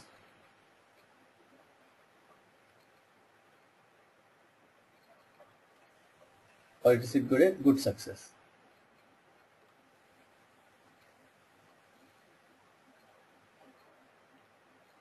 Right? So product fail, chances of that is 25%. If that happens, we will lose the $50,000. Event 2, moderate success, chances is 30%, and we will get around 10,000. If it is good success, we will get 30,000. What we do, create a value of P and I. P into I is minus 12,500. 25% of 1/4 of the 50. This is P and I is 3,000. This is minus, this is plus, and this is 13,500. So as a result, we get 4,000.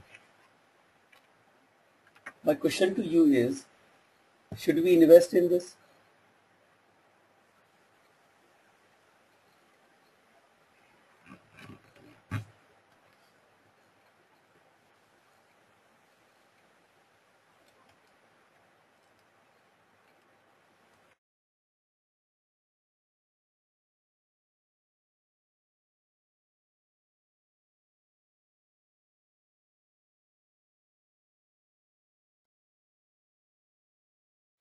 Tell me what you think.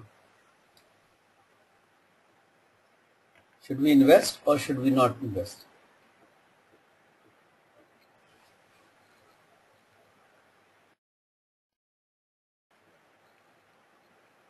Ajay says yes. Okay. What other people say? Yes.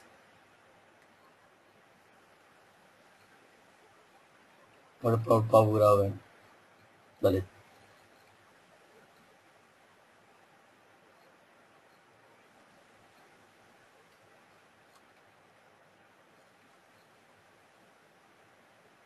Lalit is not sure. Why?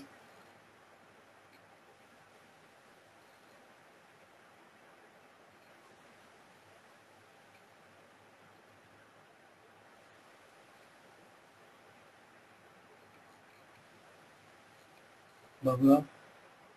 Because I am losing in event 1 more. Okay.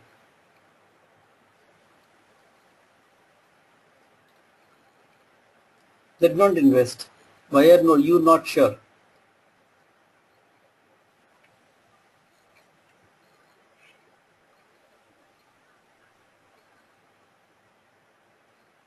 Say no in that case.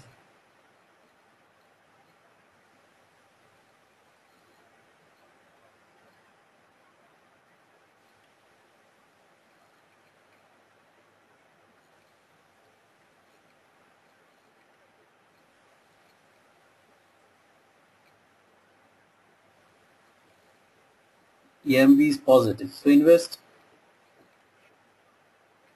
We're seeing that there's a good amount of the stake and we lose a very heavy amount if the first event happened. But why you are not sure?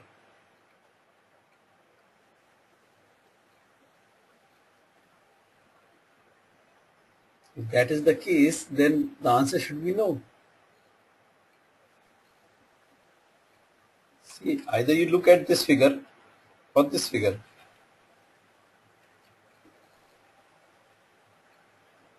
We can't switch between these two things.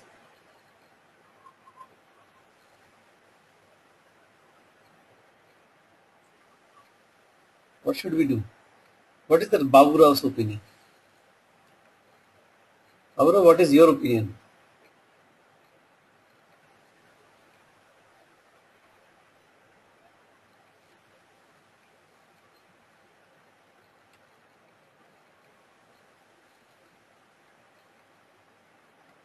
I hope he is able to hear me.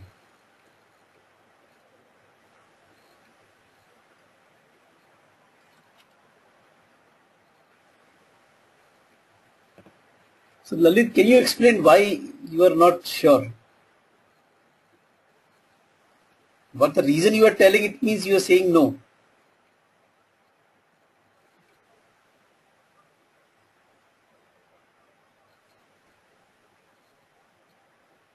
Now, well, what I'm contemplating, I'm not sure. Why I'm not sure is the event one has an the minus 50,000 impact is too much, and I'm not sure whether event two and event three can compensate that impact of the losses. So that is why I thought I'm non-committal actually. In fact, that is the reason we are trying to create and trying to calculate EMV so that this influence will go down.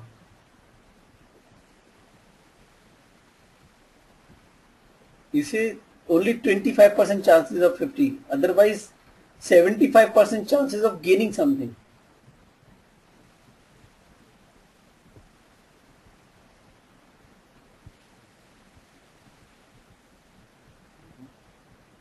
Actually, if you ask my question, my answer, I am also not sure, but my reason is different.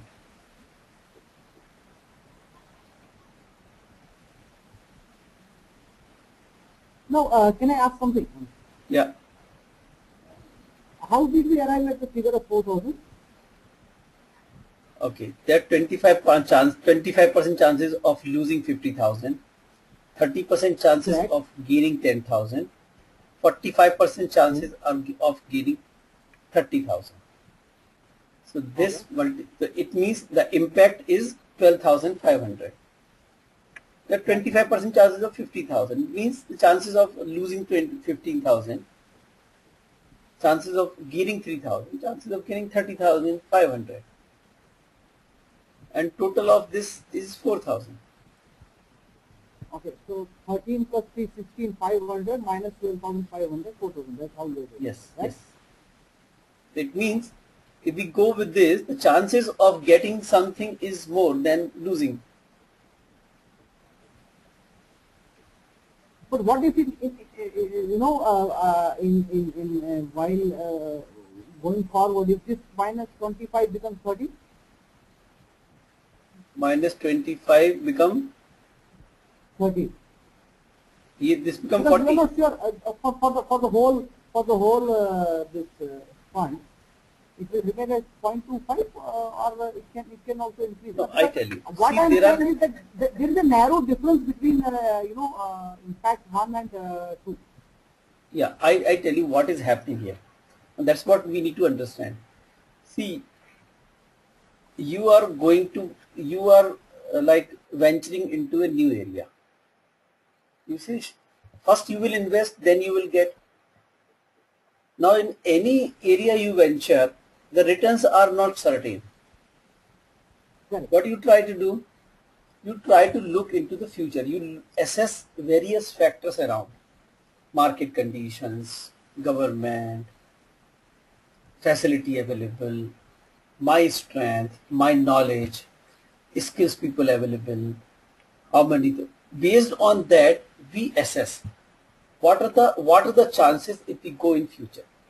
how we're going to return our money, how to get our return money. In this case, this EMV is nothing but NPV. But NPV and EMV, the difference is this, that NPV we go for the further like 1 year, 2 year, 3 year, 5 year, we see that what is the return we are getting and by when we will be in positive. But here what we are seeing, we invest and after a certain time, that is the situation.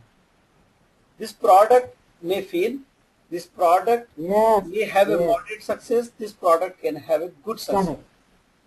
That's what I'm saying. Correct. So based on the various condition, my assessment is this probability and this amount. So maybe I'm investing $50,000. So if product fails, I will lose complete 50,000. If it is a moderate success, I may invest 50,000, but I may get 60,000 out. So there will be a positive impact of 10,000. True. There are 45% chances that I invest 50,000, but the chances I will get, there are 41 chances that I will get 80,000 back from this project, from this investment. And therefore there is a gain of 30,000.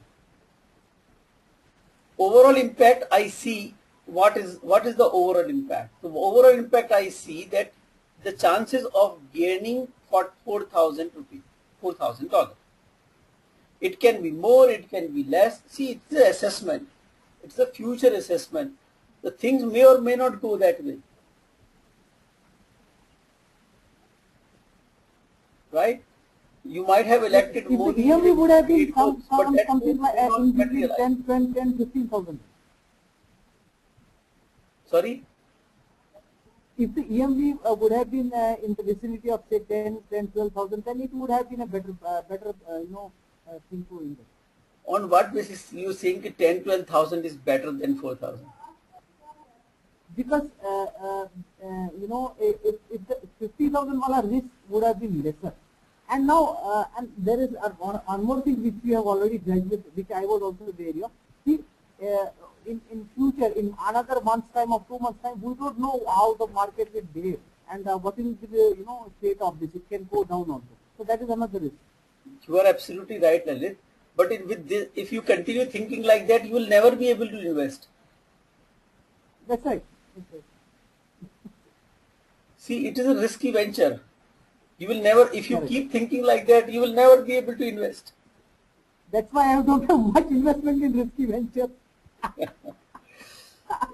And I can say, Lalit, in that, see, the previous answer to the previous question and answer to this question, I can say that you are mainly a risk averse by personality. That's correct. You guessed it right. Yeah. And you know what? My opinion is with age also the risk taking capability gets less. Yeah, absolutely. Absolutely right. The age is one of the factors. I would like to add here something. Yeah. Hello. This is for Lalitji. All companies, the risk takers or decision makers are oldies, not so young people. There are hardly few guys like you. Basically, they don't have, they have already lived their life. They don't have anything to lose. So they can take any risk. Exactly.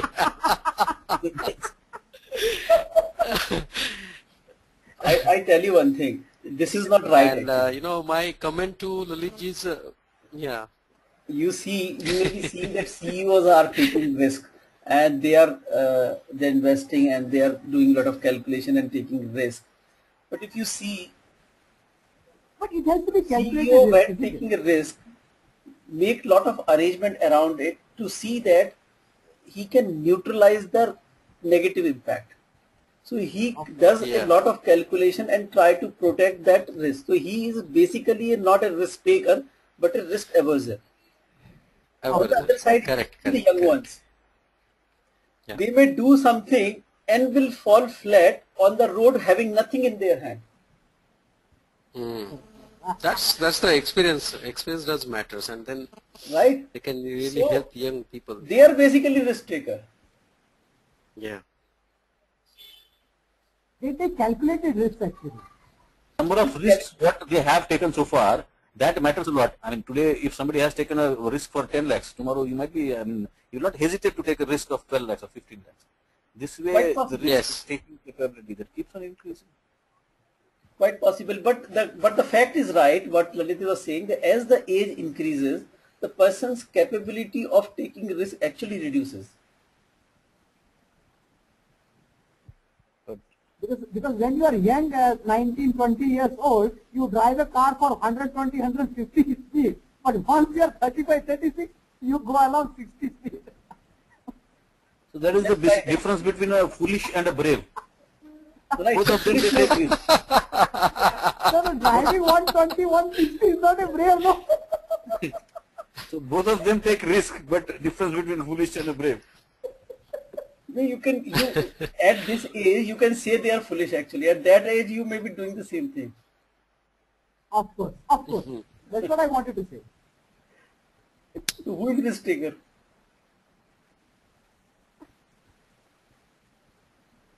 It's not like that they don't know that the accident will happen, I will die. They are aware of this. Correct. But the capability of taking risks is much, the appetite of taking risks is much more. But the thing is that as you have gone ahead, you have married, you have children, you have responsibility, your risk-taking capability has been gone down.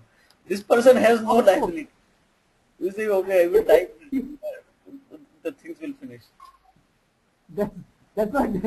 Or doesn't have that there's much nothing to- maturity actually. So helmet.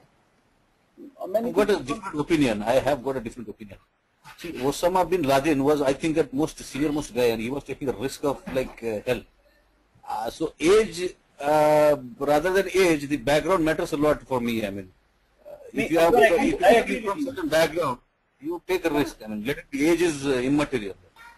No, So I think agree. It exceptions is are not always there. immaterial. I see What I'm Osama saying, as an exception. Osama bin Laden taking risk at the age of 25 and at the age of 50, there is a difference. Yeah, maybe. So age is not at the age of irrelevant actually. 60, At the age when he was 25, done with he everything, much he higher was risk than actually at hiding the in age of 50. Ahmedabad. So he didn't take any risk at the age of 60, right? He was hiding in Ahmedabad at the age of 60. Correct? It happens. The age is a factor which is normally observed that as the age increases, the people's capability of taking risk actually reduces. It may or may not happen for in all the cases, but this is the maximum that is mostly have found. Yeah. And Now, therefore, does the age of company matters here? Even though decision makers are, people, but age of the company also does matters here. What do you feel? it does not. Only No, we are problem talking- is that you in the old companies there are more people who will pull you down actually. Mm-hmm. Will try to protect you taking higher risks. Or prevent you basically, not protect you. There are more I people think who age, try. AGE instead of Will create EDGE difference, matters a lot.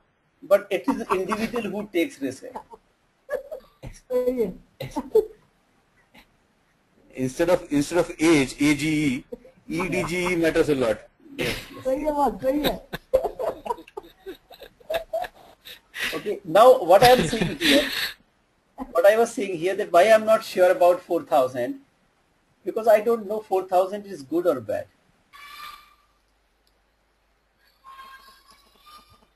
Is it 4,000 is a significant return or it's not a significant return? If a significant We return cannot, is 10,000, then I will judge not it. go ahead with this investment. If my bottom line is 0, then I will go ahead with this investment.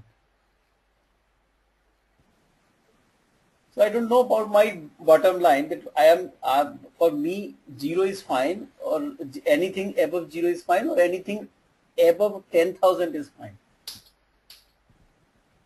Because the baseline is missing. So with which you need to compare with this 4,000. Therefore, we cannot say this is good or bad, or we should go for investment or not.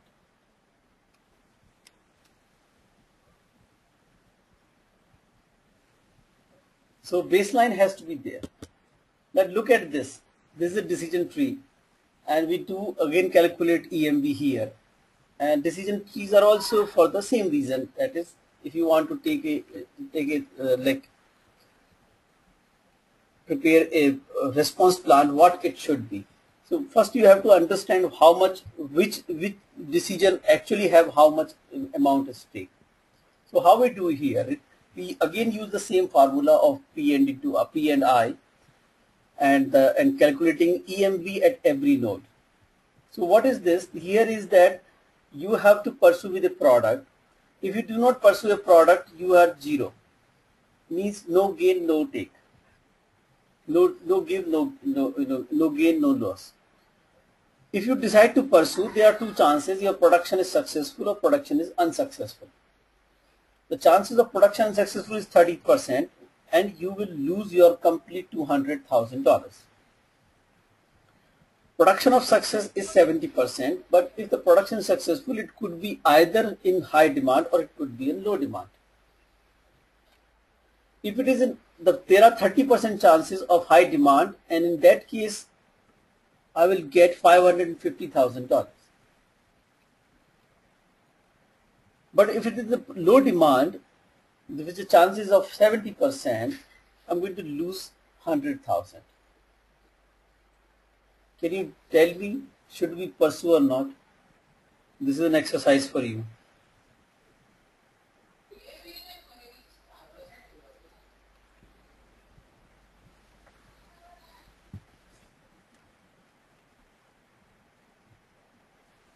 You may need to use your mobile calculator. Though it is not that much required, but better to use. A baseline is a minimum acceptable, or the place where I'm looking for, or I say I'm okay with that. So anything above then becomes a profit for me.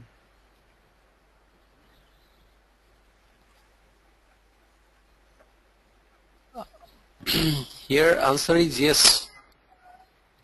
How?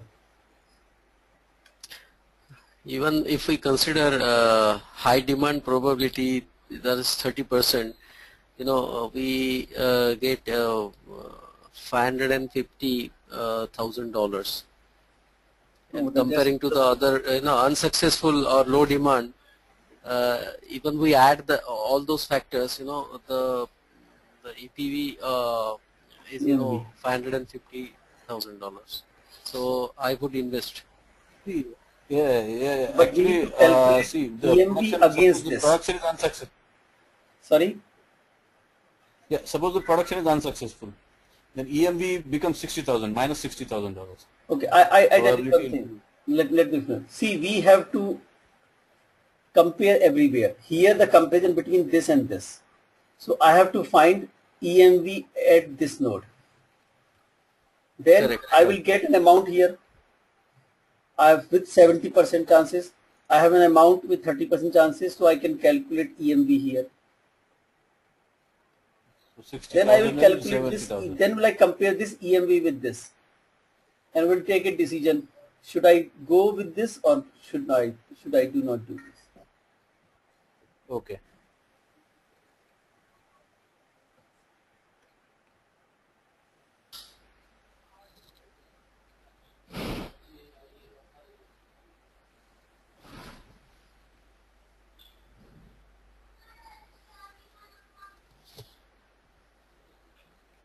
But again, if we calculate, even if we calculate EMVs, with what we are comparing?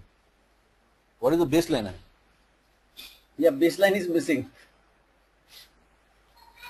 Yeah, without baseline, I mean, we cannot know. I mean, whether we don't may not know whether if to you go or invest not. or not.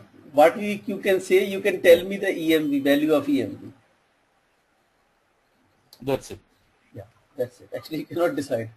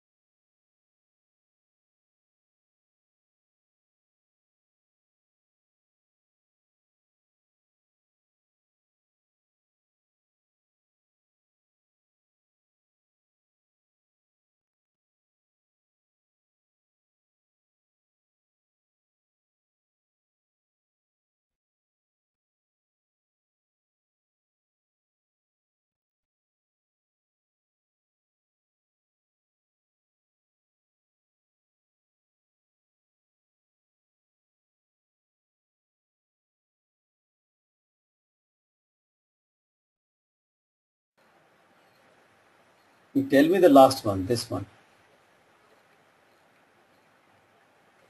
You say this into this, plus this into this, come here, then this into this, and this into this will come here. $5,000. 5,000? $5,000, right? 5,000 US dollars. This is the second node. It has come 65,000, and this is coming. The first point is coming $60,000. So it's plus $5,000. So how much? Plus $5,000. That's 5,000. Final yen gain. 6,500.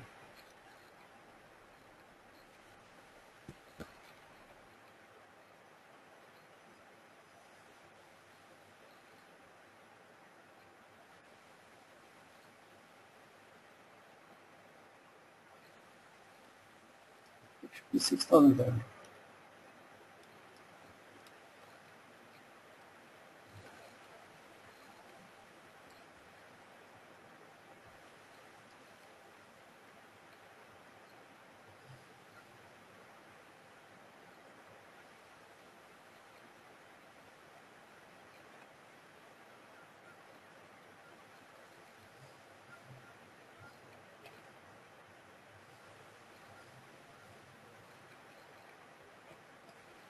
How much is this? This is 165 and this is minus 70, right?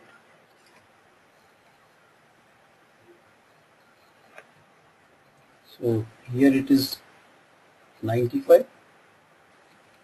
Okay. It is 95, and here it is How much? 66,500 and 60 exactly 6,500. This is 66,500, and here it is 60,000. Yeah, it becomes 66,500, and this is and 60,000. here it is 1/3 of this is 60,000 minus 60,000. Yeah, it's So that if you add them, you will get 6,500. becomes 6,500. Now it is saying pursuing is better as profitable option, but only if you think that No, the base. if it is, my baseline is 0, then 6,500 is a profitable option. If my baseline, I expect that minimum 10,000 should come, then 6,500 is not a viable option.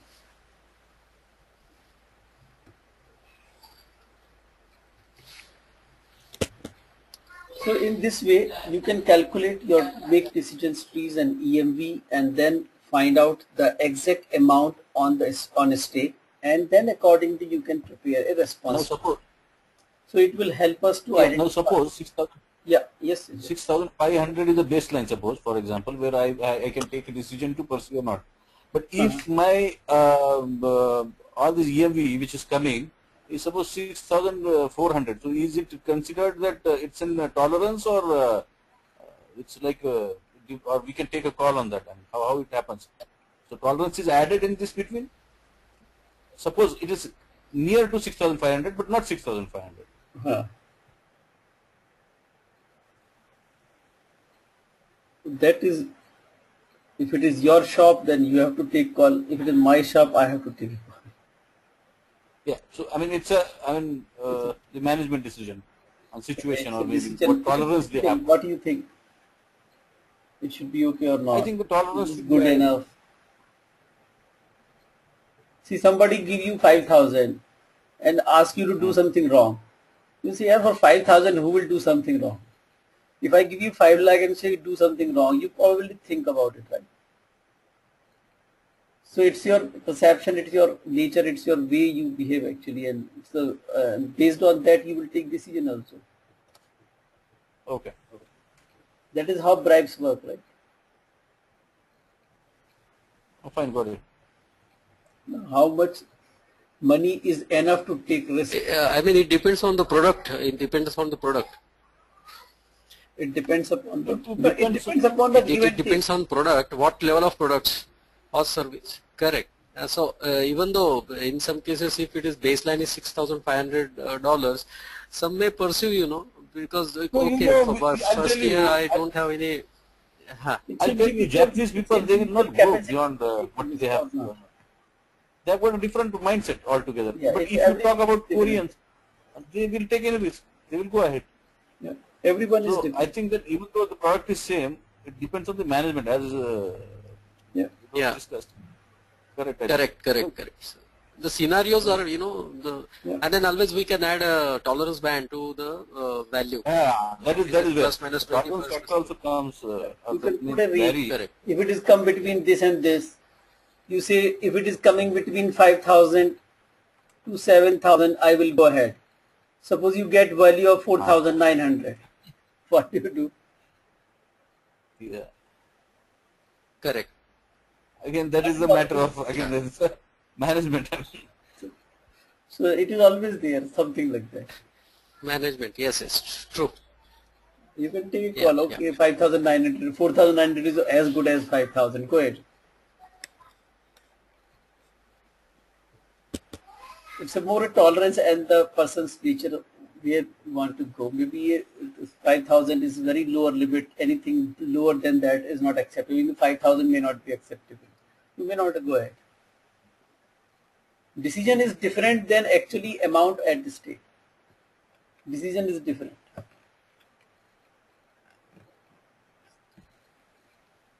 Okay, now the second part is the simulation technique, Monte Carlo. Whenever the simulations come and Monte Carlo come into picture, because Monte Carlo has suggested simulations, and simulation means doing actual virtual run and seeing that how much damage it can happen and what kind, and should we take this risk or not.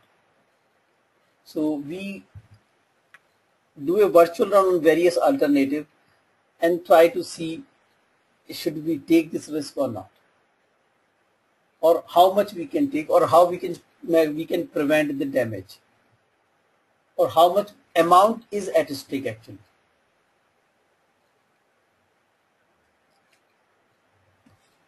As usual, simulation is a time-consuming exercise. So outcome, you will get probabilistic analysis of the project and probability of achieving the time and cost objective.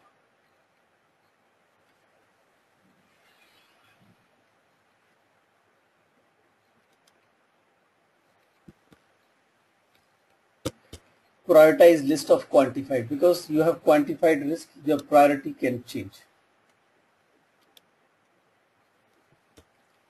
Now in the risk response plan, based on our analysis, we prepare a risk response.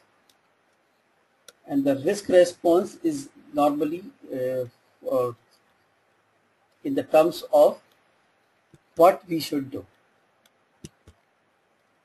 So for negative risk, we have 4 strategies to use, or one of them we normally take, or one of them is the decision we normally take. The first is avoid, means there is a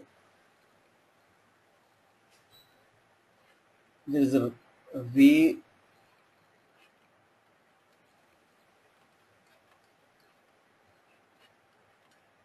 so on this way there is a risk, 3 alternatives, you avoid this, you decided earlier in this direction, but you decided not to do in this way, but go this way. So avoid the path where the risk is materializing or risk is there, so that you should avoid the risk altogether.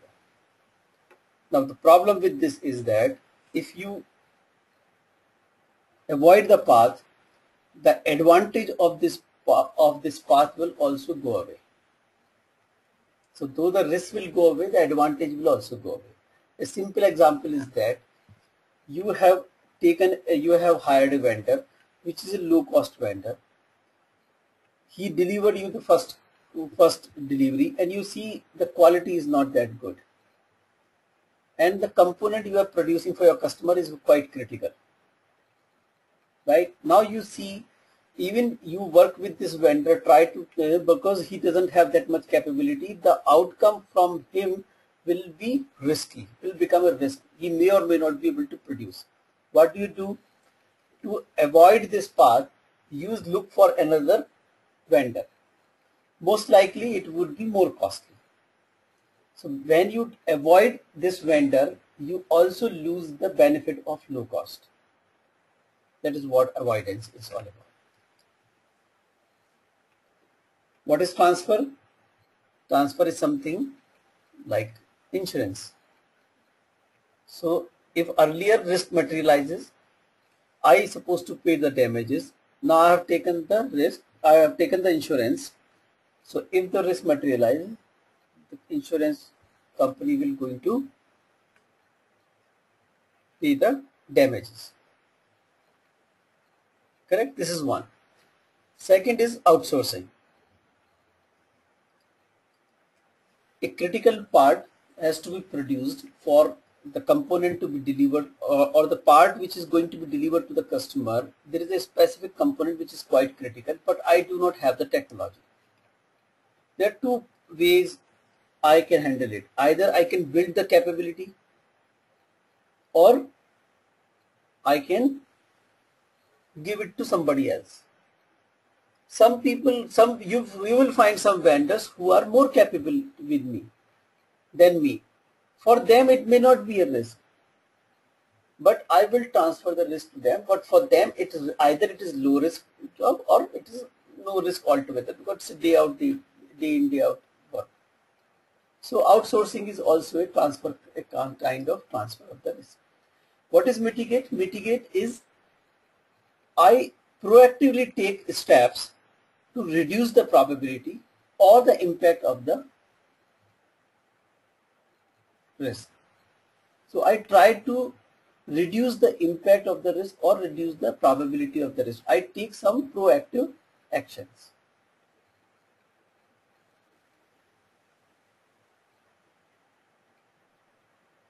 Okay, I have to launch some product in the market. This is a risky venture. I don't know how to like this is sufficient or not. I say let's go ahead with a market survey. So I do a market survey. I invest in this. This market survey will give me an understanding that how this product is going to perform or probably perform. This may reduce the overall probability or the impact of the outcome. I may make some changes in my product which make it more successful. Accept means I cannot do avoid, I cannot do transfer, I cannot do mitigate. I have to go ahead with this risk. I have no choice. I have no mitigation plan. I can't do anything, but I will go ahead, and if risk materializes, I will compensate it with the contingency fund. That is our acceptance. On the other side, on the positive side, if you see, we have corresponding strategy: exploit, share, enhance, and accept. Exploit is equivalent to avoid. I was trying to avoid that path. Here I will try to walk that path. That is exploit. Share, there I was transferring the risk to other party. Here I have an opportunity. I cannot take up this opportunity. I call up my friend and say, okay, why not you take an opportunity? Probably my friend have some time later a opportunity for me. Enhance is equivalent to mitigate. In mitigate, we're trying to reduce the impact or the probability of the risk. Here we are trying to increase the probability or the impact of the opportunity. So I see that there is a chances of getting a project done, but customer is not very sure. What I do, I create a small prototype and show it to the customer. Probably this will help them to take decisions, and I get this project. So I trying to enhance the probability of the opportunity. Accept means I know there is an opportunity, but I can't do anything. I don't have any friend also. In case of acceptance, particularly in case of risk, we compensate through contingency Now, so reserves of contingency reserve and management reserve come into picture. Contingency reserve for the risk and the management risk are for the unknown, which are the risk which are not being identified.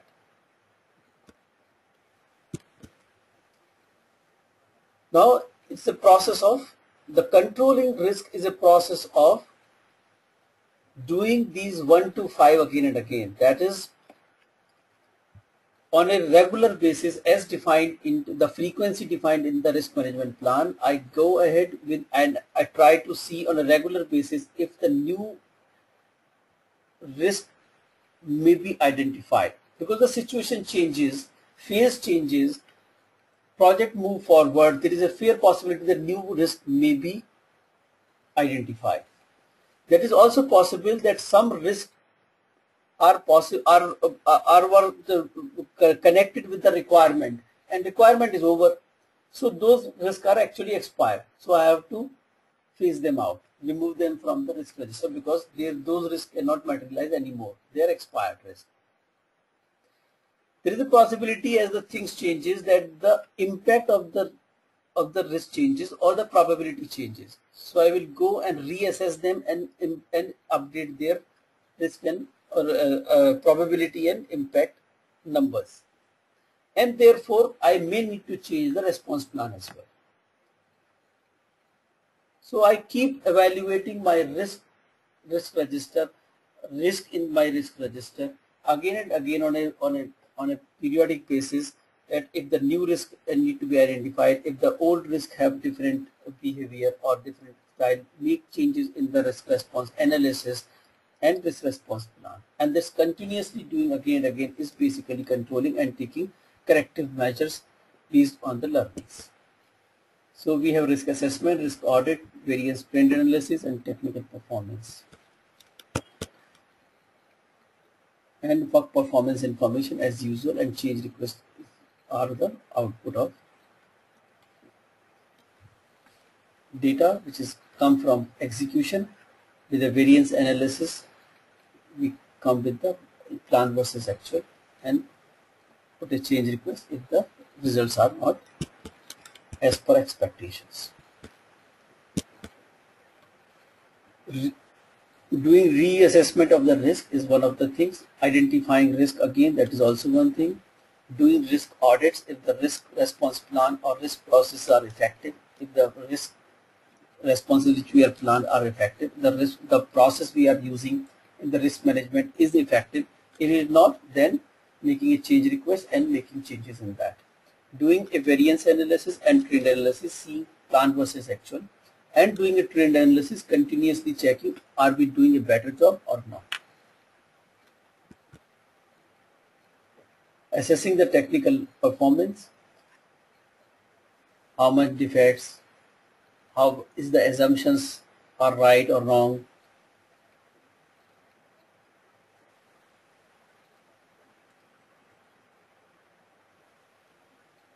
Okay, forecast for the kind of the project is scope forecast or project forecast. Doing continuously looking at the reserves, how much reserves we have consumed and how much we need to keep it.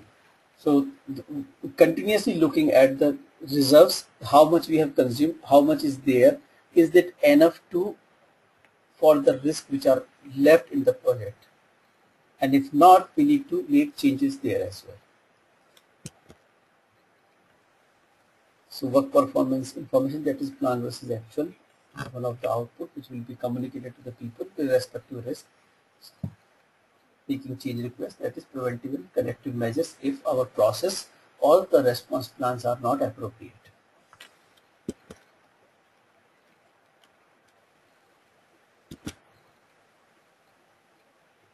Okay, this completes the risk management. Any question?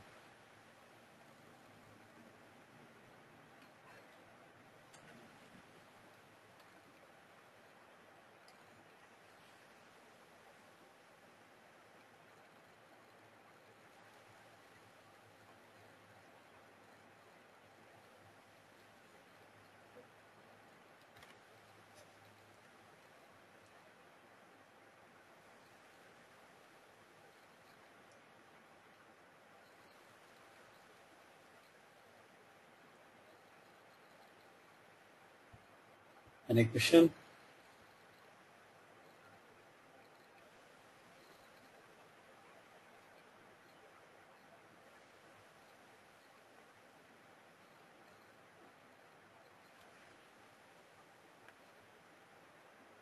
PM or team members, or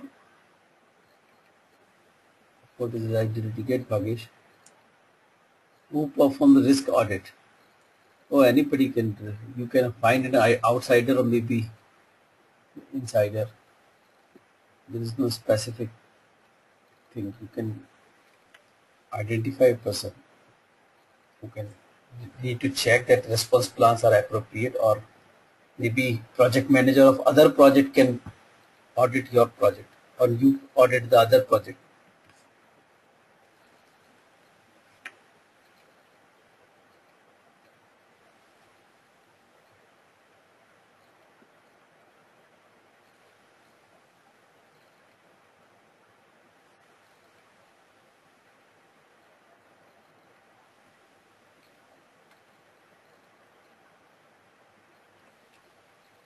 Okay, so there are two things for your, or maybe three things on this week.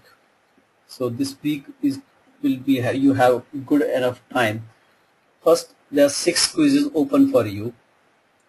So 6 hours are required for attempting these quizzes.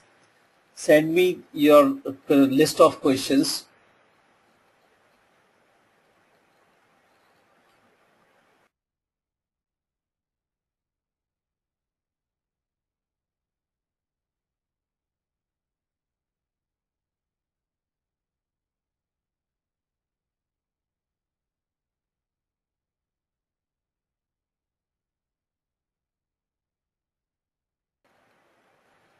Okay, send me.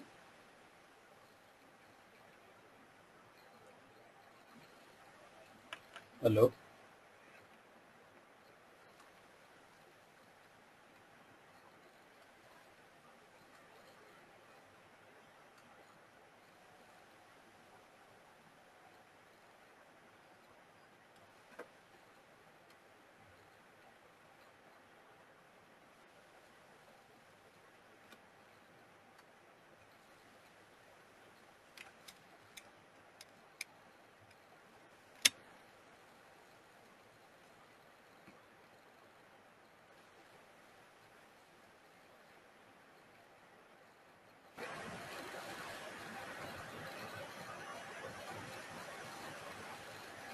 Hello. Are you hearing me?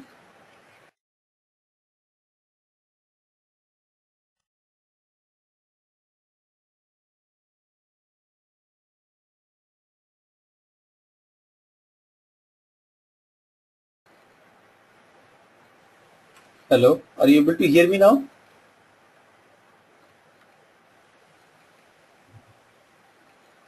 Okay.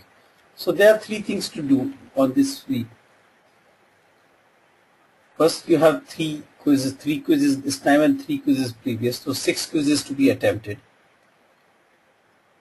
Note down your the answers which you find confusing. Send me those questions in advance. That will be really great. If not, at least bring along with you in the next session, because the next session will be the last session. So bring all your doubts. We should clarify all the doubts there. Okay. The second thing is that you have a mobile phone case study. What you need to do, you prepare a schedule for that.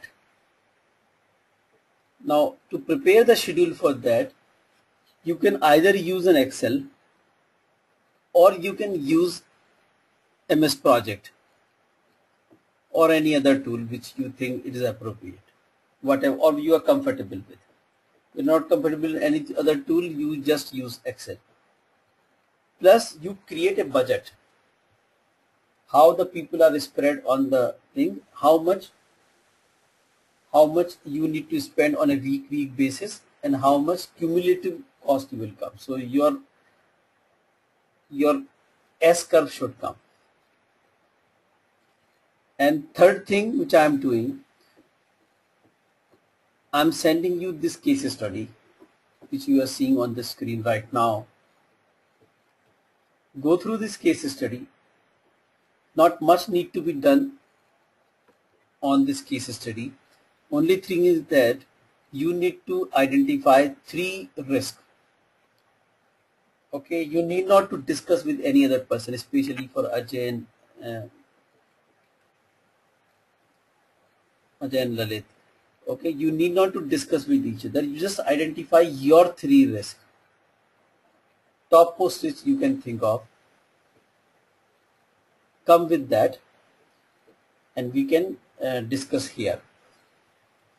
Second thing, you look at this case study, make your opinion, and we will discuss this in the next session, that what this case study, what you think about, and what had been gone wrong, or what is right in this, and how to correct the problem, or what we should keep like that.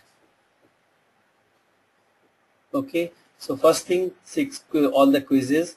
Second thing, preparing a schedule and budget for the mobile phone case study. And third thing, identifying risk in this FinCorp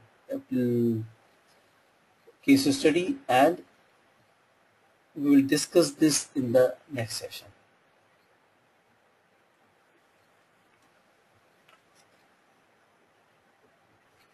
This I will send you in some time.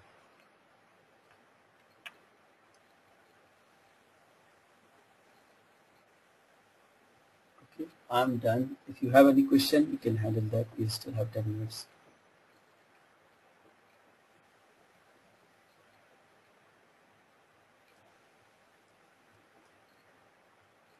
And if there are no questions, we can disperse, we can close for today.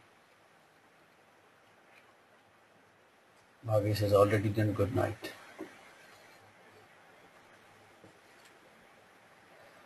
Okay, so thank you very much once again, and here please do all the case studies, all the case studies and all the quizzes.